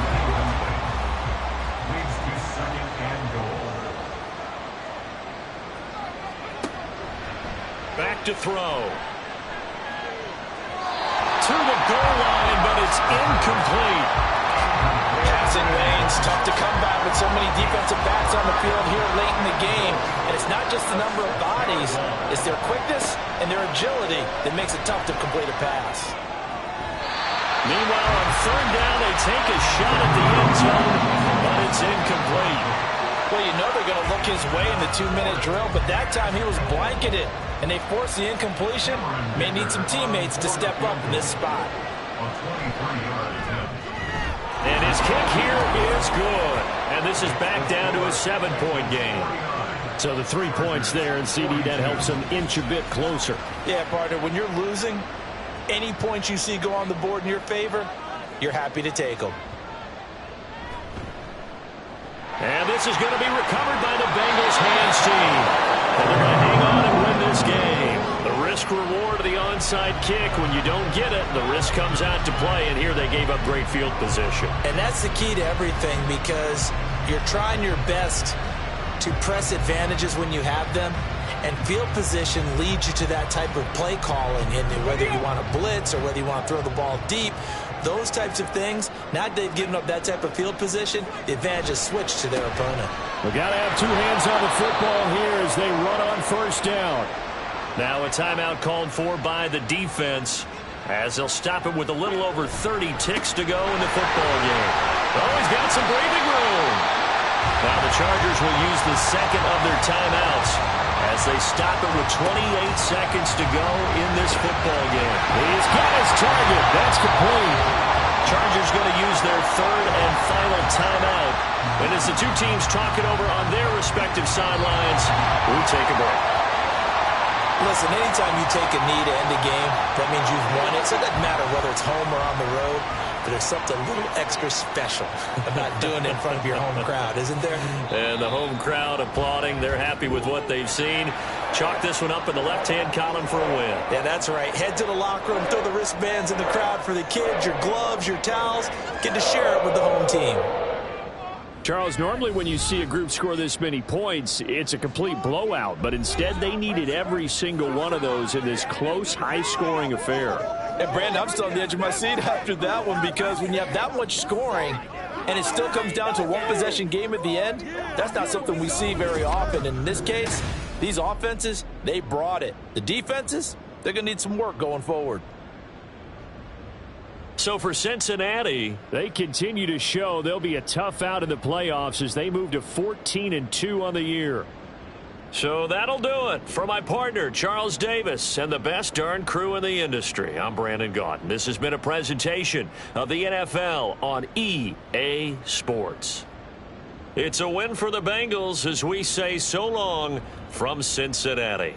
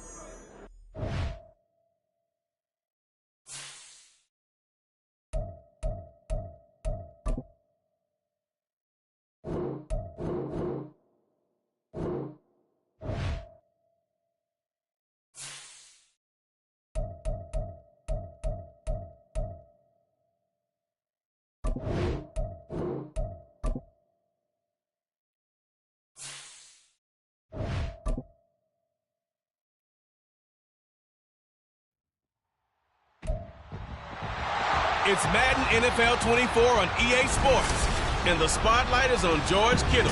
He comes into this one 5th in the NFL in touchdown receptions. It's the 49ers and the Vikings, and it's coming right up on EA Sports.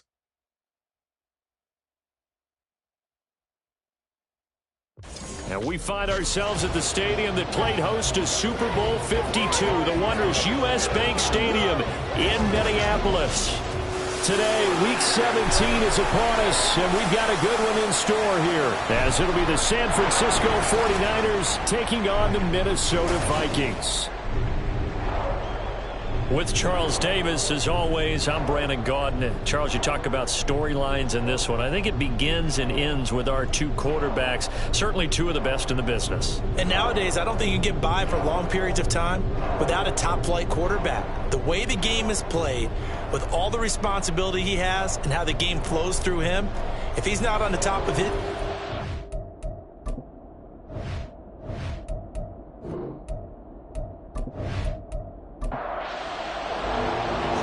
here's the Australian-born punter Mitch Wishnowsky to get things going. And we are underway from downtown Minneapolis.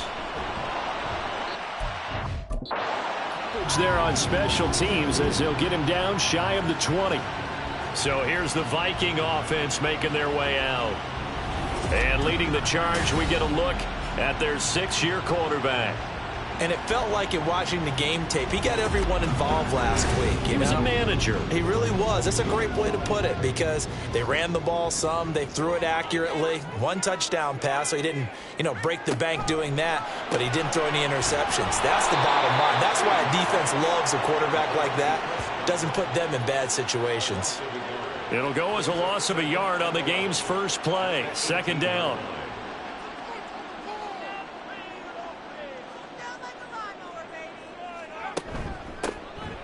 From the gun, he'll hand this off. 4 yards on the pickup there as they get it back to a more manageable 3rd and 7. You look at this Niner defense. They played extremely well last week in that win over the Packers. Have to admit, I was extremely impressed by what I saw. They ended up getting 4 sacks in the game, stayed in the face of the quarterback the entire time, made it difficult for him to step up and find receivers downfield. And that's what they told us this week, that pressure on the QB is key. That's a 3rd down conversion of 24 yards there. Nice play. And he's already got 2 catches on the opening drive. They know he's going to be a handful. And sometimes you game plan for that offensively. You want to make sure that guy touches the ball, and sometimes it just happens naturally. And then you change your game plan. When he has the hot hand, you keep going back to him because he's running routes with confidence as the game goes on. Eluding the pressure right. And Purdy finds a way to move the chains. He slides to a stop, and he's got the first down.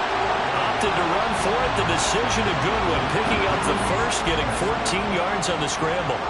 So from inside Niner territory now, this is 1st and 10, right at the 40. He finds his man, Sky Moore, and brought down, but not before they're inside the 25. A good gain again. That's now 31 yards combined on those last 2 plays. On 1st down, they'll go to the ground attack. And a short gain here, down to the 22.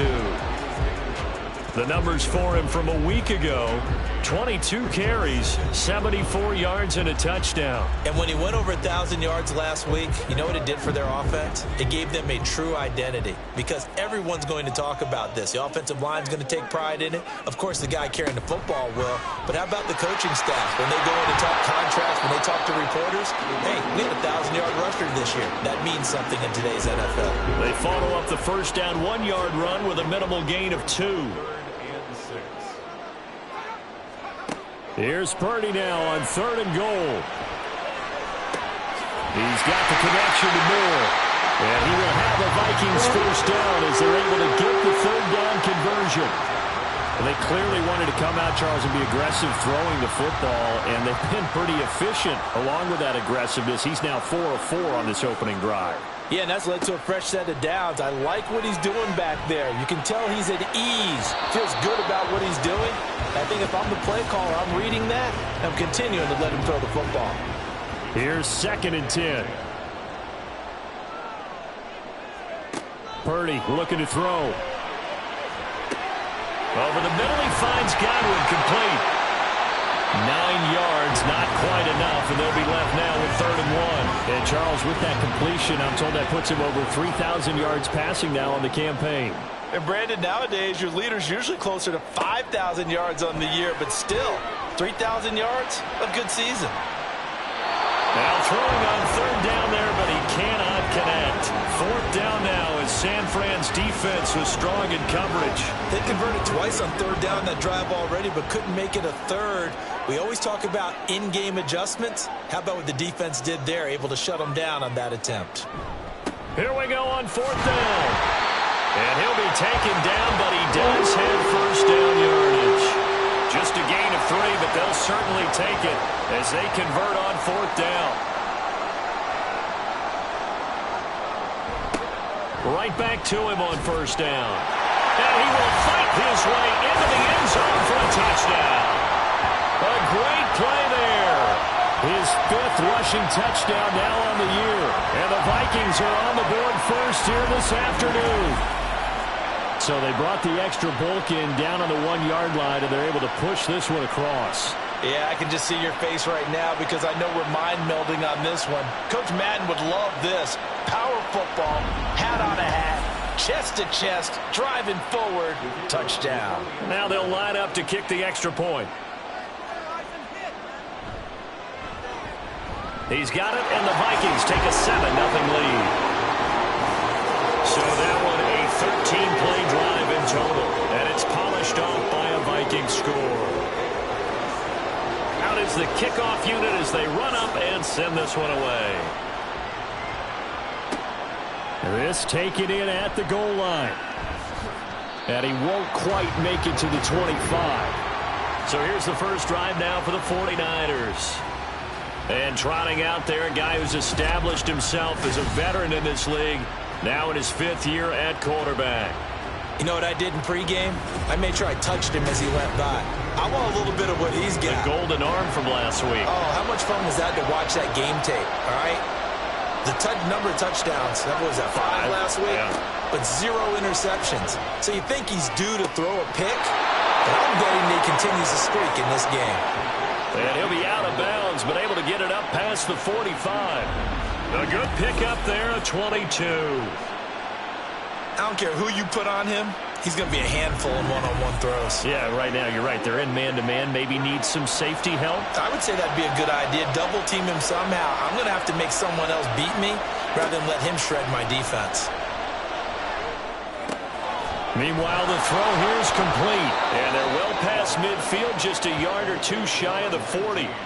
The Niners passing game in sync now. They've got another 1st down.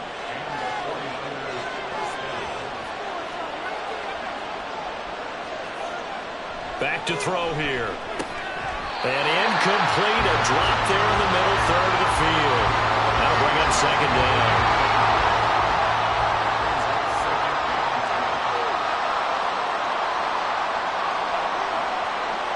Again, he'll drop to throw. Complete on the quick throw to Moore. They get 6. That'll leave them with 3rd and 4. So, Charles, you know, for this offense, we've been talking all year about how difficult it would be to run the table. And you gave me your chances early in the year. You thought maybe 25%. A few weeks ago, you thought closer to 50, but not quite 50. Now, here they are, 15-0. This is happening, isn't it? I think it is, Brandon, because I do believe this team is too invested, too well coached to fall asleep with the switch now. And I think it ultimately benefits them to stay engaged all the way through the season because make it to the finish line, then they get the open week to refresh and re-energize. But if you get off the gas now, that can really hurt you come playoff time. And down inside the 15 he goes. The Niners passing game in sync now. They've got another 1st down. A nice gain there to his trusty tight end, and now it's got them thinking opening drive touchdown here as they get into the red zone. And in most cases with your tight end, you feel like you've got a mismatch no matter who's covering it. Is it a small cornerback? Is it a linebacker who may not run as well? In any event, whatever you see, you think that tight end can win that battle. He rifles complete, caught by Moore. And the Niners are going to be set up with a 1st and goal on a pass play that moves them all the way down to the 1. It looks like a jumbo set with 3 tight ends here for 1st and goal. Walker will get into the end zone for a 49er touchdown. And there's an offense that didn't panic after getting down early, and with good reason. No better way to silence a home crowd than with a nice, long, sustained drive. And they were able to put one together here and finish with the touchdown run.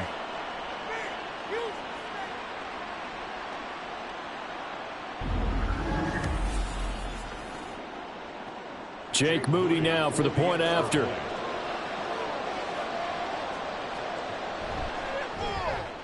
It's up and good. So these teams match touchdowns here in the first quarter, and we're tied 7-7.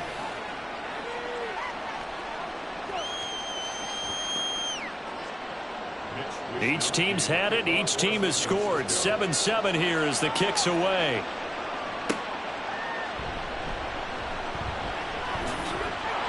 And out a little across the 25 to the 27. The Vikings offense making their way back out. Now let's give you a look at the playoff picture coming into the weekend in the NFC. Well, including this week, 3 weeks remain in the regular season, Charles, and it is going to be interesting to see how this playoff picture sorts itself out before we head into the postseason. Competitive, entertaining postseason, that's what we're always striving for. But I think we get it during the regular season, too, because you never know how things are going to go during the final weeks of the season. Every team pulled out all the stops to get a better seed or just to get one of those 7 seats at the table. His 4th catch already in this first quarter. It's a first down.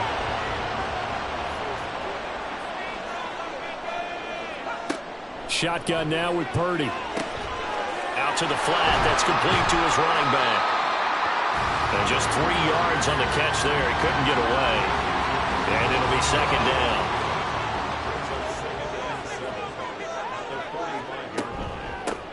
Here's a handoff out of the gun. And look at this. For the second straight play, the 49er defense drops him for a loss. Here now a 3rd down and 8. Purdy from the gun.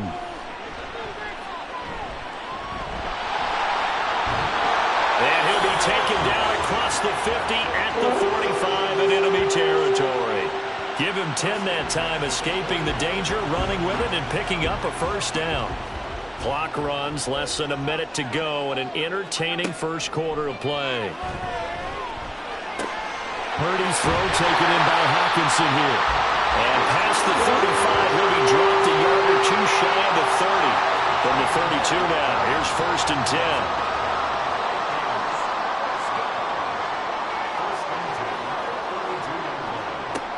Throwing here, Purdy. That's complete to his receiver, Godwin. And they'll work it inside the 15-yard line before it's all said and done. Another big gainer that time. This one goes for 19 yards.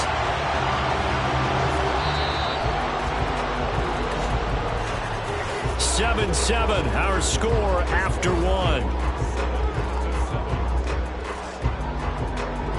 Second quarter now from Minnesota. It's the Vikings in possession of the football. From the 13 now, they work on 1st and 10. As they've got it as we resume action. On 1st down, they'll go to the ground attack. He had to fight that time. Ran through 1 tackle, but ultimately he's only going to get back to the line of scrimmage. 2nd and 10. And they'll keep leaning on the running game. Back to the ground. And he'll fight his way down right around the 12. The second down play not much better than the first. Just a gain of 1 there. The Vikings on 3rd down. They've been good. 3 for 4 thus far. This is 3rd and 9. And he works his way past the line of scrimmage and then slides to a halt. He'll wind up getting 4 yards there on his own, but it also brings up 4th down. Nice call on defense, rolling out the nickel package for that big 3rd down play, and he did an excellent job locking down coverage and forcing him to try and run for it, and he doesn't get there, which brings up a big 4th down call.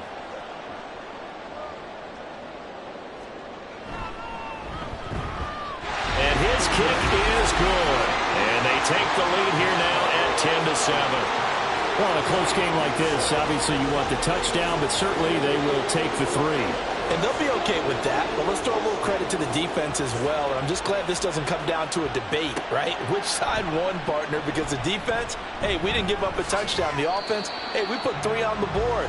Either way you look at it, I think both sides gained something out of that drive.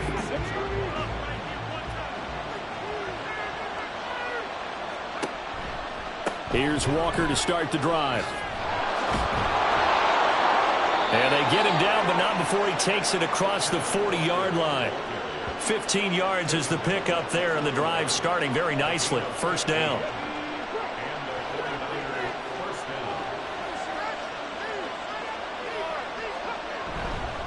Again, it's Walker. And he maneuvers up the middle for 3, and it's second down. Not a huge carry there on first down, but not all of them will be. But still, all in all, a positive play for the offense. It's all about picking up at least a few to set up what you're going to do here on second down. And a pretty athletic run right there as he's going to get this down inside the 40. He'll get 17 on that one, and the Niners have a first down.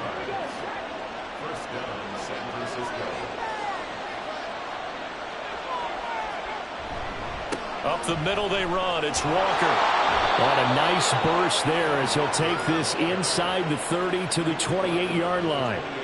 47 yards rushing for him now, and he's carried the ball just 5 times. They're making it look easy out there. Another first down. So far in this drive, let me do this little bit of math here. 4 plays, 3 first downs. That's a pretty good recipe for success. Now here's a pass on first down that's knocked away and incomplete. He didn't just deny a big throw there. He broke that one up in the red zone. An excellent play, one that may help save points on the board when this drive is over. And second and 10, he'll look to throw again. That's Samuel, caught left side. And this is going to turn into another first down as the tackle is made at the Vikings' 13-yard line. It's a pickup of 15 and a fresh set of downs. But one of the ways that quarterbacks keep all the receivers alive in a play, never lock in on any one guy. Make sure you keep your eyes moving, scan the field.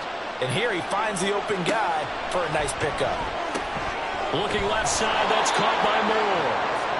That will go as a pickup of 7 on the 7th play of the drive. From the 6 now on 2nd and 3. Straight ahead, Walker. It'll be a gain of 2 on the play, but they'll remain a few inches short here with third down looming.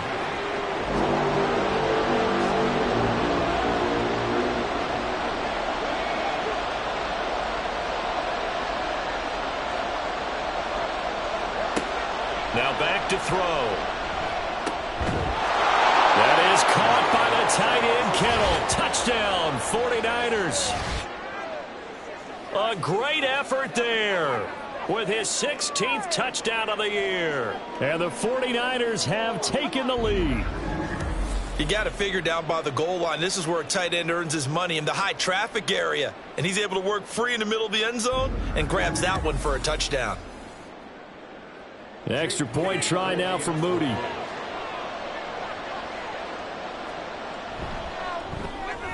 And that makes it 14-10. So that drive consumes 9 plays all told. And it all ends with a George Kittle touchdown.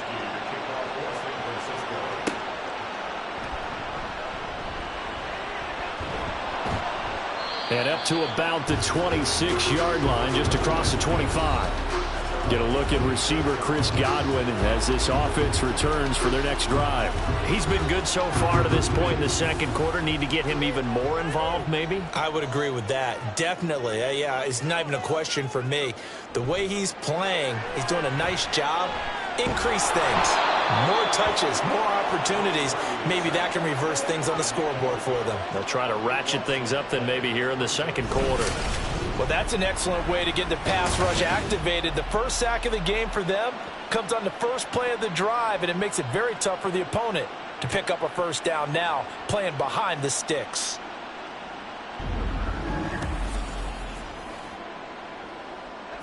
That huge loss on the sack makes this job much more difficult. It's now 2nd down and 22 yards to go. Now Purdy. Oh, it's a screen pass. That's complete. And they'll bring him down here up at about the 22-yard line. Give him 9 yards on the 2nd down screen play. 3rd down and 13. Out of the gun, Purdy. All right, rifles one, and that's going to be intercepted. Picked off by Trayvon Diggs. And a huge return as he'll take this one all the way down inside the 30-yard line. Partner, I think this one went awry very simply because he overestimated his arm strength and his ability to fit it anywhere he wants to. A lot of quarterbacks do that and often pay the price.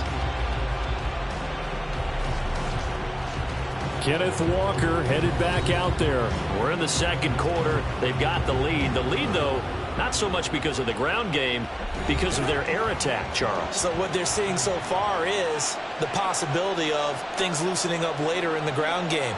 Through the air first, maybe they have to start respecting that even more as the game goes on, and then there will be running lanes to find later. Yeah, trying to get him more involved here on this drive, maybe. And now a throw on 1st down there, but it's incomplete. Now a 2nd and 10. They're going to look to throw. This one into the hands of Kittle, the tight end. And finally, down he goes as they work it inside the 10 to the 7. And a nice gain at 21 yards. And remember, this drive started off following the turnover, and they've taken no time working their way down the short field. A nice connection there, and now they're looking at a 1st and goal. Forced out to his left. And across the chalk into the end zone. It's a 49er touchdown. Taking it in from 7 yards away. And the Niners are able to stretch out their lead.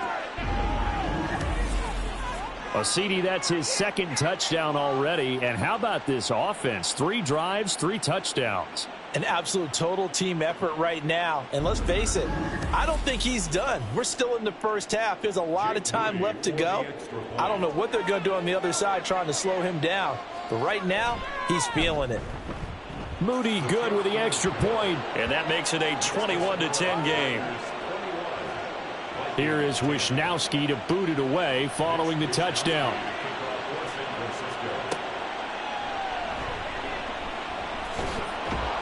And he'll take it a yard or so past the 20, call it the 21. And now out comes Minnesota. As the season winds down and you look at them in totality, you know, the offense has struggled. The defense has been pretty good, so I would imagine the changes this offseason may be more on the offensive side of the ball. And this is where we always hear the term complementary football because, as you noted, the defense has played well enough for them to win games, and the offense has held them back. So they've got to reward that defense by improving on offense. I don't know if you make a change at quarterback, running back, tight end. It doesn't matter.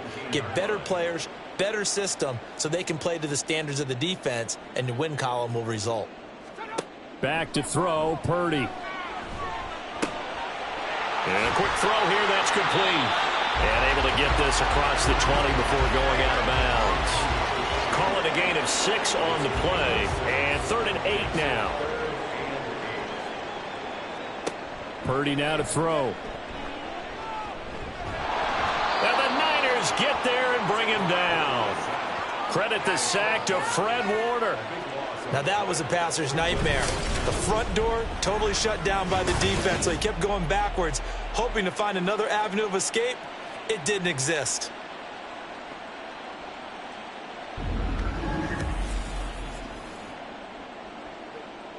The Vikings send out their punter as the drive goes backwards, so he's on to punt it away. And now a fair catch called for and taken just outside the 40-yard line. So possession goes over here on the punt. And the Niners will go on offense, 1st and 10. So good starting field position for them here as they come up 1st and 10 at their own 42. They'll run with Walker to begin the drive. And he's got it across the midfield stripe and into Viking territory. 58 yards rushing for him now to this point. From just across the midfield stripe, here's 2nd and a yard. Looking to throw. Complete to the tight end, Kittle, over the middle of the field. And Kittle going to have a 49ers first down as he'll take this down inside the 45. They don't need to run another play here before the 2-minute warning. Let's see if they do it anyway. Now on first down, he'll drop to throw it. And a dangerous throw there, incomplete. He threw that into coverage. It was nearly intercepted. So second down, still 10 yards to go. Ball on the 43. They'll set up a throw. Throw out wide to Walker. And he'll go down here at the 35-yard line. That'll leave him with a 3rd and 2 coming up. They got 8 yards there. 2 minutes remaining in this first half of football. They need 2. Here's 3rd down. They'll look to throw again. Work in the middle of the field, and he's got a man complete. And he is going to have a Niners first down as this defense unable to hold. It's a 7-yard gain there on 3rd and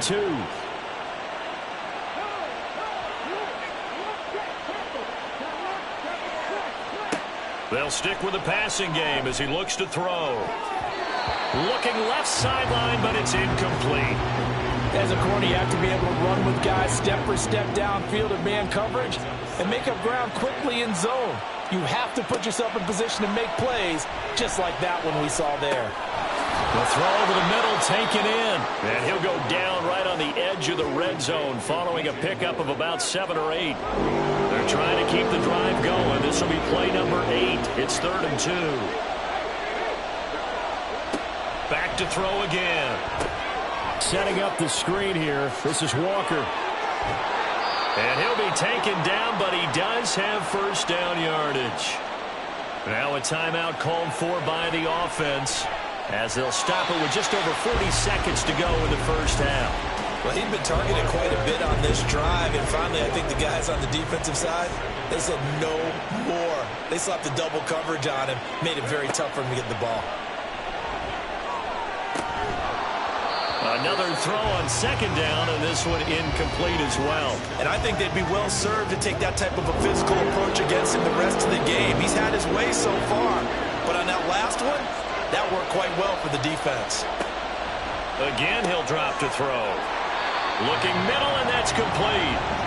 The Vikings going to signal for the first of their timeouts, as it'll come with 36 ticks to go in half number 1. So 3 points there, and they continue to build this first half lead. Yeah, every little bit helps, and the more that you can put together drives and start controlling the tempo, controlling possession, finishing with points, the better off you're going to be. And taken down just past the 20 at about the 21-yard line. And the Vikings going to take over here one more time before the half.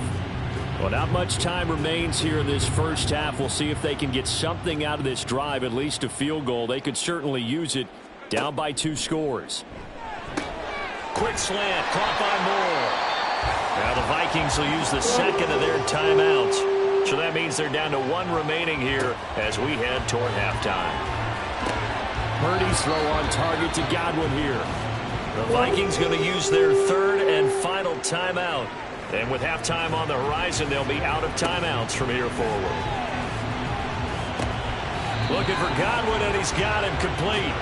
And he's out of bounds as he gets this down to the 45. 2 yards to go, second down. It's a gain of 8. Brings up 2nd and 2. Again, it's Purdy to throw it.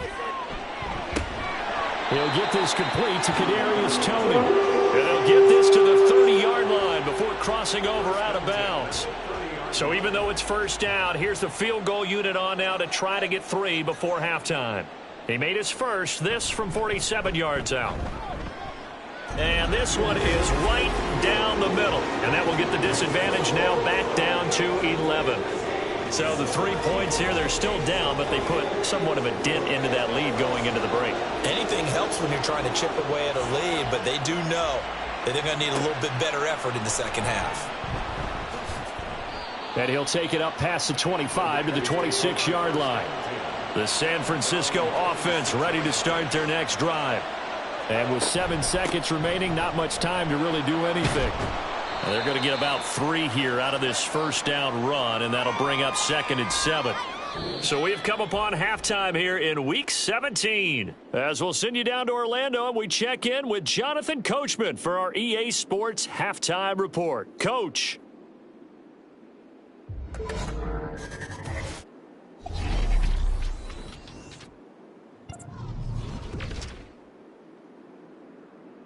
We'll begin up north at MetLife Stadium over in New Jersey. And it's the Rams who are out in front in that one.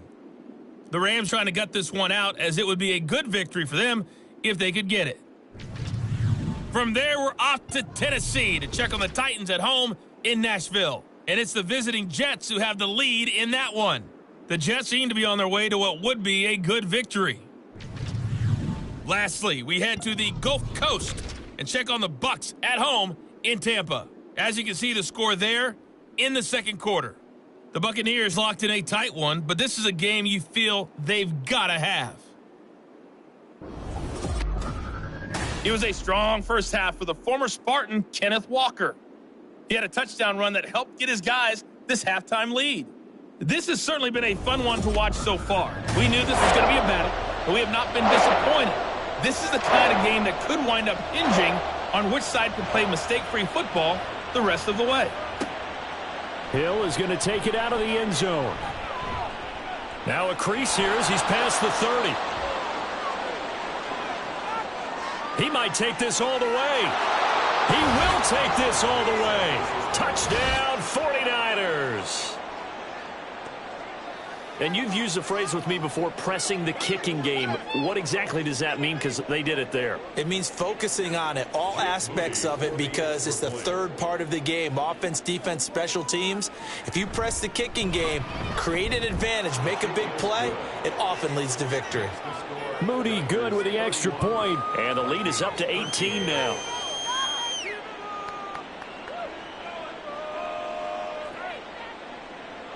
So let's try this again. After the kick return TD, here's yet another kickoff.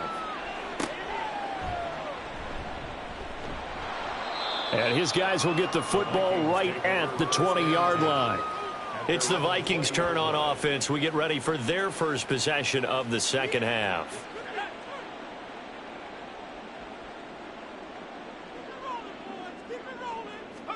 Purdy looking to throw on first down here. Finding Hockenson here on the out route. And he's going to get this one across the 30-yard line. Give him 13 yards on the opening play of the drive and also give him a first down. Moore, the motion man right. Now a fake on the jet sweep, and they'll instead run up the middle. He'll work his way up the middle for a gain of about 4, second down. Another modest gain there on that one, and I think, Charles, you can probably pin part of the deficit on a failure on their part to really get this ground game established. Yeah, and they've really struggled to be multidimensional in this one, haven't they, partner, because they have to be extremely... Trying to fit it into Moore, but it's intercepted. Picked off by Trayvon Diggs. First possession of the third quarter, an interception, so maybe a second-half tone setter. Indeed, and not the tone they wanted to set. That's the equivalent of running out the wrong door and running into your pool instead of running out onto the field. A real dud for that one. Has that happened to you before? No, but I've heard stories about teams actually doing that back in the good old days. The Niners set to take over on offense. And they'll have good field position here following the interception and a chance to build on their lead as they start with a 1st and 10. Oh, look at the juke. And he's brought down just outside of the 10 at the 11. The 71 yards for him on the ground now as he has been terrific here this afternoon. It's 2nd and inches at the 11-yard line. Second down and inches. And it's complete in the end zone. Touchdown, 49ers. An 11-yard touchdown. And the 49ers are able to strike quickly to add on to their lead. So they're able to capitalize there on the short field, and that might prove to be the score that turns out the lights. The party's over. Oh, sorry about that. That's an old reference there, folks. But, yeah, they've been the better of the two teams by far, and that's great complimentary football right there. Defense gets the turnover, sets up the short field, and the offense goes right out and scores to open up a pretty sizable lead. Moody good with the extra point, and they open the lead up now to 25.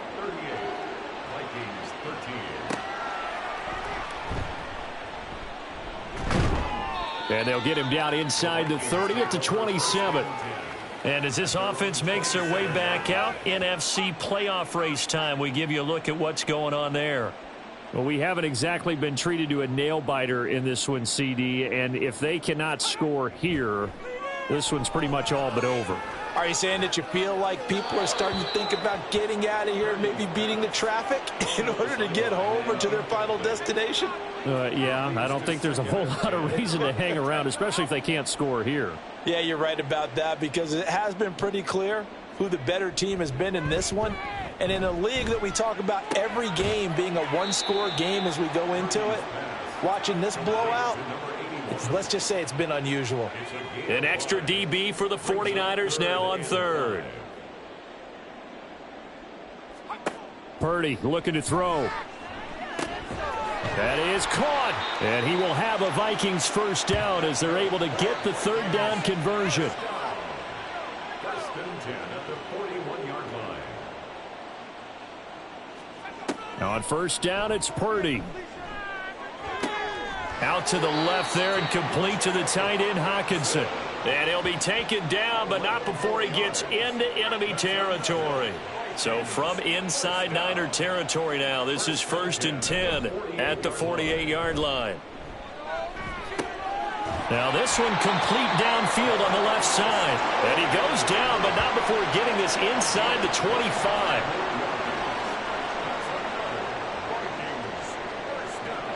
Purdy to throw it on first down. His throw incomplete. So many times when we talk about coverage, we're just about a defender running with a receiver, but a big part of it is understanding where the football is, finding it. In this case, when it arrived, it wasn't a surprise, and he was able to bat it away. Finding more on the out route for the completion.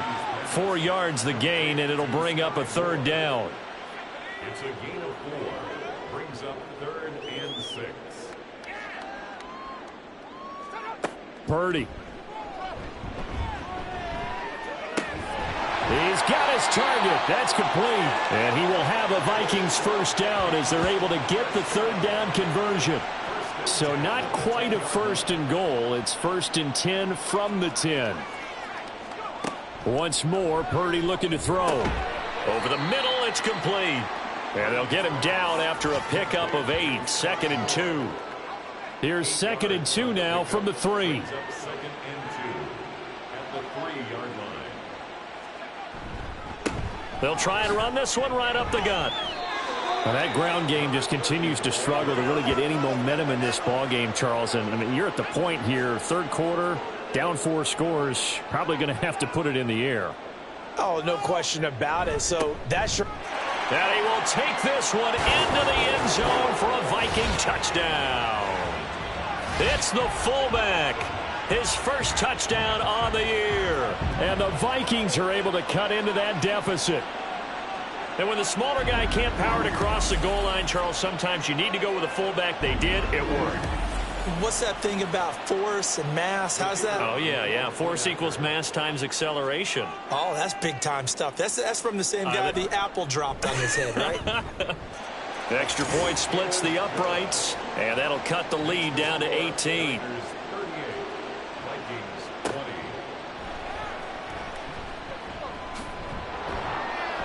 And he'll go down as this drive will start at the 25-yard line. Out on the field now, here come the 49ers. Still operating with a comfortable lead despite the score a moment ago as they begin first and 10. They'll try and start this drive in the air. Complete on the quick throw to Moore. And they get him down, but not before he takes it across the 40-yard line. They may want to go back to that one. First play of the drive, good for 15 and a first down.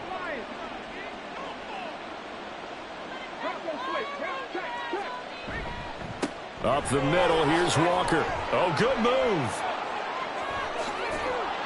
And they've got it well across midfield down to the 40 before it's all said and done. 91 yards rushing for him so far as his terrific season continues here. I know that play went to the left side, and that's what it was designed to do, an outside handoff there. But how about the whole offensive line being involved? Seal the left side where the play was going, what they call play side. But how about on the back side? Just taking care of business to make sure no one can get there and disrupt it. Is the biggest key the left tackle? Without a doubt. Control that edge. Get out there. You want that left tackle, or if you bring your tight end over there. Either way, control the edge of the line of scrimmage. You got a chance to rumble. 2nd and 1. This is caught. Touchdown 49ers. Cameron Latu, 30 yards. And the 49ers get another third-quarter touchdown to add on to that lead. So another touchdown there, and even though we're still just here in the third quarter, kind of hard now to see them giving up this lead. And this is just an offense that's imposing its will right now. You name it, they're able to do it. If you're the play caller, whatever you want to select is there. You want to run it, you want to throw it. Pick a play, any play. They're rocking and rolling right now. Moody good with the extra point, and they open the lead up now to 25. This fielded right at the goal line. Sheds off the tackle. And able to get this across the 20, but not much further as he's dropped it to 23-yard line. And the football going back to the Vikings offense. Right now, Charles, it just feels like they're trying to keep pace. They did score the touchdown last time out, but they still trail by double digits here. We'll see if this offense is once again up to the task. Yeah, and I think that after the last drive, they've got to be pretty revved up, don't you think? Everything they were doing was working pretty well. They go back out there with the same mindset, play at the same tempo and the same pace. Still a lot of time left to make something happen in this one. They try to throw on 2nd down, but this one is incomplete. And when you've thrown as many interceptions as he has in this one, you definitely start getting a little hesitant to throw the ball out wide because that's prime pick 6 territory. That time, he made sure the only guy who was going to catch it was sitting in the 3rd row. And that is incomplete, but a penalty flag coming in. This could be a 1st down. Trying to defend the out route there, got the PI call. And you know what's difficult about that one is sometimes you want to make the undercut move and go for the football, and other times just want to hang on the upfield shoulder and make the tackle. I think he got caught in between and created a foul. And now a throw on 1st down there, but it's incomplete. After the incomplete pass, here now is 2nd and 10. Purdy off the play fake. And this is dropped. Oh, it's incomplete. He had a big gainer in his sights, but he could not reel it in. An incomplete pass on 2nd down. That muddles things a little bit here. This is 3rd and 10. Purdy sets up to throw again. Oh, had his hands on it, couldn't bring it in. Pretty symptomatic of how this game's been going. And you can tell just by looking at him that this offense is a frustrated unit. Things are really unraveling here, and as a head coach, time to earn your paycheck. You've got to find a way to keep it together as that brings up another 4th down. Kenneth Walker headed back out there. He's been a good workhorse. I know we use the word workhorse a lot, but he's been a good workhorse for him in this one. No doubt about it, and there's nothing wrong with that. That's what you're looking for if you're a back, because that means everything's coming together for you. The big guys up front have created space. You've run through it. You've probably got some help even from the wide receivers who want to catch passes as opposed to block, but they're helping out too. Yeah, everyone's pitching in. He's had a good game. A gain of 11 to kick off the drive, and it's a quick 1st down. Back to throw. Over the middle and into the hands of his receiver Moore. And they get him down, but not before he takes it across the 40-yard line. Back-to-back good plays have him on the move on 1st down. Out of the gun, Walker with it. And able to work about 5 yards out of this as he's taken down up near the 47. From the 47, it's 2nd and 5.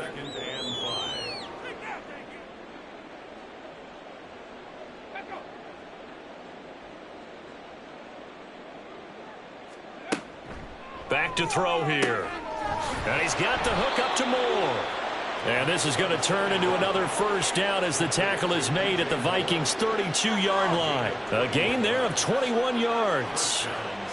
For that catch, he just hit number 800 in his NFL career. And just think, that puts you in top 35 range all time in the NFL in terms of number of catches. One significant guy in that number, Shannon Sharp, who was a tight end. That's big-time play right there. That was a really nice job by them picking up the run blitz and detecting it and blocking it and turning it into a nice run. And a lot of times you think if you blitz a running play, you're going to smother it. But a lot of the blitzers, they come in a little bit high. They don't have great leverage, and they're easily blocked and turned to the side. And this is going to turn into another first down as the tackle is made at the Vikings' 15-yard line. First down,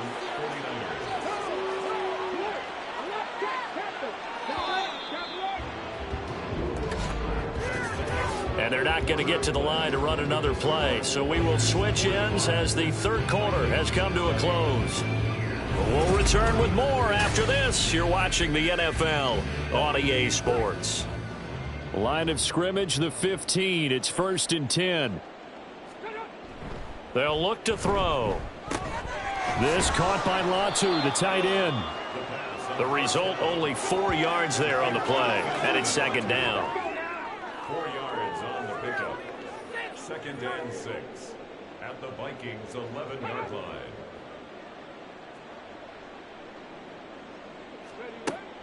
Looking to throw. Throw out wide to Walker. And he's able to work it here to the 8-yard line. So the completion good for just 3. And it'll be 3rd down. Back to throw again. That is caught by the tight end, Kittle. Touchdown, 49ers. A great play there. His 2nd touchdown of the game, 17th on the year. And the Niners are closing in on that 16-0 record as they add on to their lead.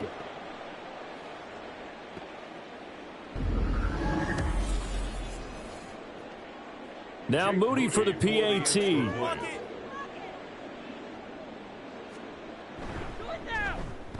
Now this one was over a while ago as they just add on to their big lead. A good drive that time as they go 9 plays in all. And it all ends with a George Kittle touchdown. Here is Wisnowski to boot it away following the touchdown. Taking it about the 1. Powering his way forward. And he takes this near the 25. Just a little pass there. Call it the 26. The Vikings offense now, they get ready to head back on the field. Well, I think that the folks here had hoped that maybe this home atmosphere would carry their guys to a surprise victory, but it does not appear that that's going to be the case. There's too much to handle on the other side in this one. Throwing on 1st down, but this one winds up to be incomplete. So after the incompletion on 1st, now 2nd and 10. Shotgun now with Purdy. Got a man, and he hits him in stride. 5 yards. Now it's 3rd and 5. And at his size, he's a smaller back. You can get him the football. He can kind of get lost, make someone miss. It's good for him. Yeah, it's great for him. I like what you said there. Sometimes he gets lost in the traffic a little bit, but get him out in the open field into some space. That plays to his strengths the best and keeps him out of it where all the big boys are, you know, make someone miss in the open field.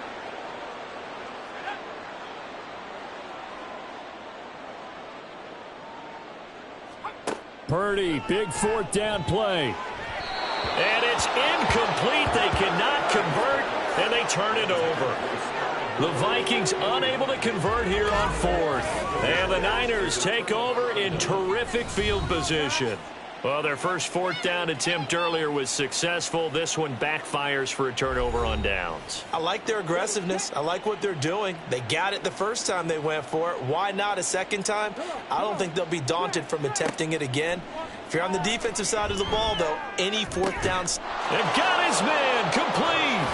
And he hauls it in the end zone. Touchdown, San Francisco. DJ Moore.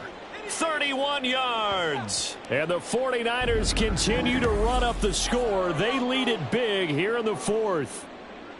And you wonder now if he might be able to remove the helmet, put on the baseball cap, and watch the rest of this one from the sideline. His 5th touchdown pass of the game. Say that again. Did you say 5th touchdown pass of the game? Yes, sir. But that's a heck of a performance, isn't it? Because they've had no answer for him at all game long.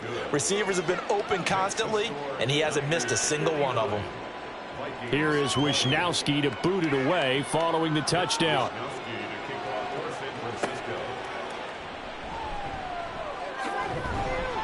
And not much happening on the return as he'll get this to about the 23. Now the Vikings offense gets set to take over here. We're facing a big fourth quarter deficit here. Things not looking good. You know, this offense, though, they've been in the top half of the NFL so far this season. But in this one, well, their defense has really struggled. Here's Purdy on 1st and 10. And he bats it away, and it falls down incomplete. Even with such a big lead late, the effort hasn't lapsed one bit. If the offense wants to score some points in this one, they're going to have to earn it. These guys are not giving up anything. Going underneath, he's got Hawkinson. They do get a yard there, but only a yard. Leaves them with 3rd and 9 looming.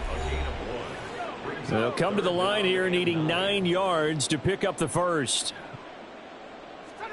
Here's Purdy now on 3rd and goal. Flush to his right. And he'll be taken down, but he does have first down yardage. They get 9 out of that one, and as a result, the drive continues. On 1st down, Purdy. That is into the hands of Hawkinson downfield. A big play there for Minnesota. 48 yards. So the big play means just like that, they'll operate from the red zone now on 1st down. Out of the gun, Purdy. Looking end zone, but it's incomplete. That's coverage you'd expect to see in a tie game late. Not in a lopsided game like this. They are not letting up.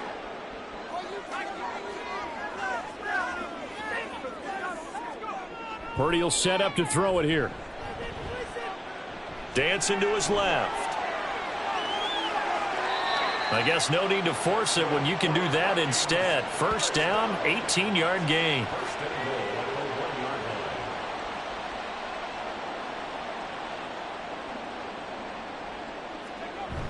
And they'll turn to the power game to try to get in. And he will score. Touchdown, Vikings. A great effort there. His 2nd touchdown of the afternoon. And the Vikings get a small measure of revenge as they cut into this fourth quarter deficit. And CD, they just haven't had a whole lot to cheer about here. But it may be cliche, but give them credit for this. They've continued to fight and scratch and claw, and they get the touchdown here in the fourth quarter. And I'm okay with that cliche, all right? Maybe it'll alleviate the sting a little bit because at least they can look in the mirror and realize they fought all the way through. Horrible game for them, not one they'll want to remember, but at least they'll keep their heads up and have some pride when they leave this stadium. And he's loose again. He's past the 30. He will score. Touchdown, 49ers. Again, helping partner, I get fired up. 2 kickoff returns for touchdowns in the same game. This is fun to watch. Yeah, we call a lot of games in a lot of different places. Sometimes it seems like we do it simultaneously, but we rarely get to see this. Moody good with the extra point. And this one was over a while ago as they just add on to that big lead. Vikings 27.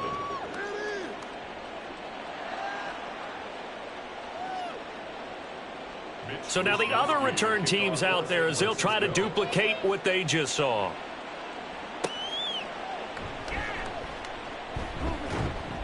And he'll get it up past the 20 to about the 22. Minnesota's offense takes over possession. Well, this game, it has had no shortage of offense. They've been able to put up a decent amount of points on this side, Charles. They just have not been able to keep pace with the other offense they're going against here. Yeah, it's a good way of pointing things out because now it's not a total loss because, as you said, they've scored some points, so there's some plays they can build on, moments where the game plan actually worked. But overall, though, they were just out-personnel. They were going up against a team that's playing at an elite level. And he'll get it up to the 33-yard line. 4 yards the pickup, first down. First and 10 at the 33-yard line. Here's Purdy. Oh, this one incomplete. The pressure got to him as he released it. And it's second down.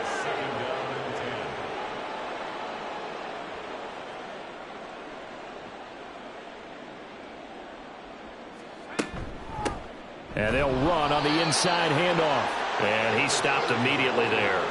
Officially nothing on that one, no gain, so they're left with still 10 to go on third down.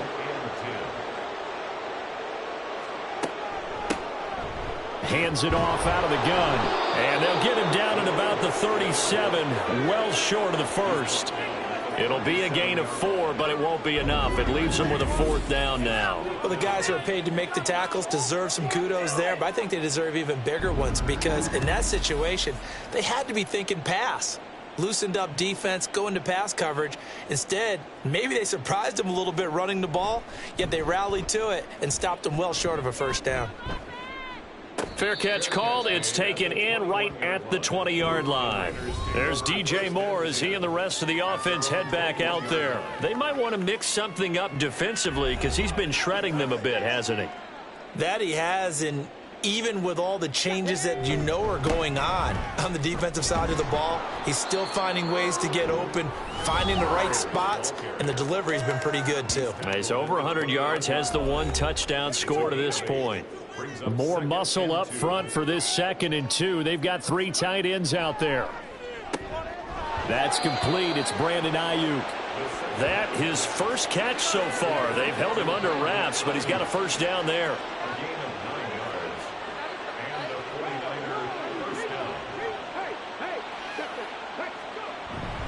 On the give, it's Walker. And that'll be good for 8 yards to the 45. That's it. That's what you want. Straight ahead positive gain. Just keep that clock ticking. 2nd and a couple. They'll bring the tight end in motion right here.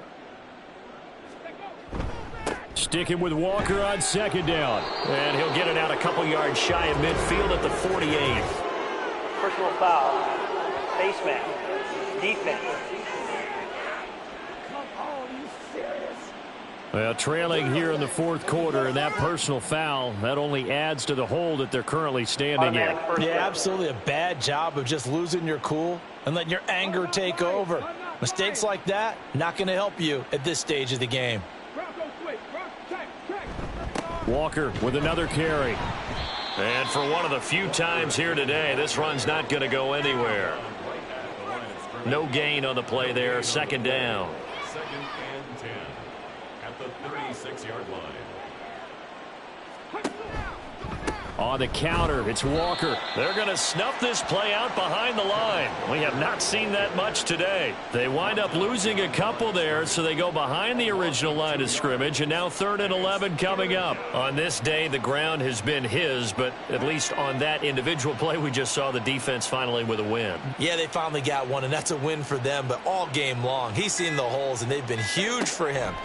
Kind of like a baseball hitter in the zone. The ball seems bigger, and he's just whacking it. These guys, they've got it going today. They're able to convert on 3rd down, and that sets up a 1st and goal. Just 2 minutes remaining here in the 4th quarter of what has been a one-sided affair. So it's 49er football here as we get you reset. They've got it 1st and goal in a game that appears to have already been decided. Here's Walker. And he will get into the end zone. It's another touchdown. This thing is ugly. Sometimes you get a 1st and goal and you're back near the 7, 8, 9 yard line and you start thinking, maybe we'll run it here on 1st down to get half of what we need, so maybe we can have 2 or 3 shots at going for it from closer range. So this is a bonus right here. What a great run to work his way into the end zone. Extra point try now for Moody. Now this one was over a while ago as they just add on to their big lead. So that winds up a 7-play drive all told. And it was Ken Walker finishing things off with a touchdown run. And he will make it to the 20-yard line and no further.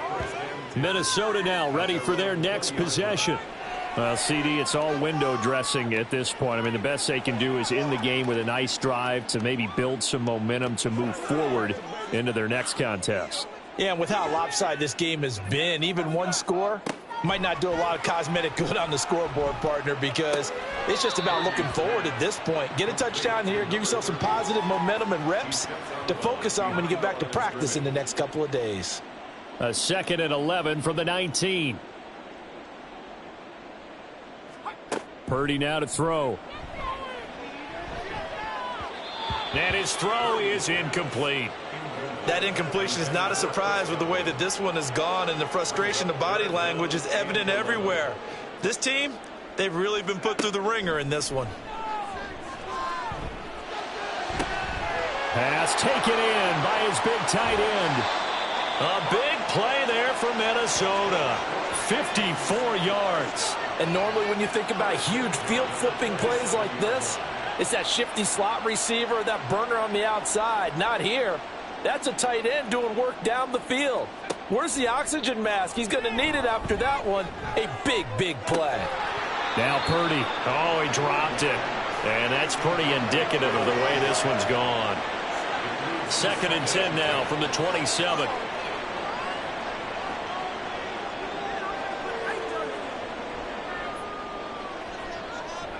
Purdy will look to throw again here. Out route, and the ball is caught by Godwin. And he gets it inside the 10 to the 9. 18 yards that time to push him up 1st and goal.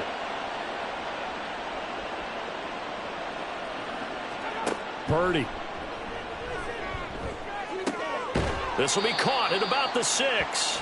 And he's able to get this down to the 5-yard line before he's out of bounds. And the ball smack dab on the 5-yard line. Here's 2nd and goal.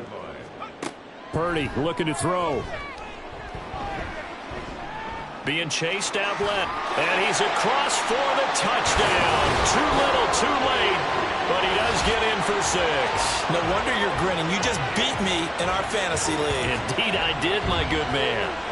What an effort there. Sometimes you hold your breath a bit when you see your quarterback diving for the end zone. You don't want him to land on a shoulder wrong or take a big shot. But he looks none the worse for wear here, and that winds up a touchdown.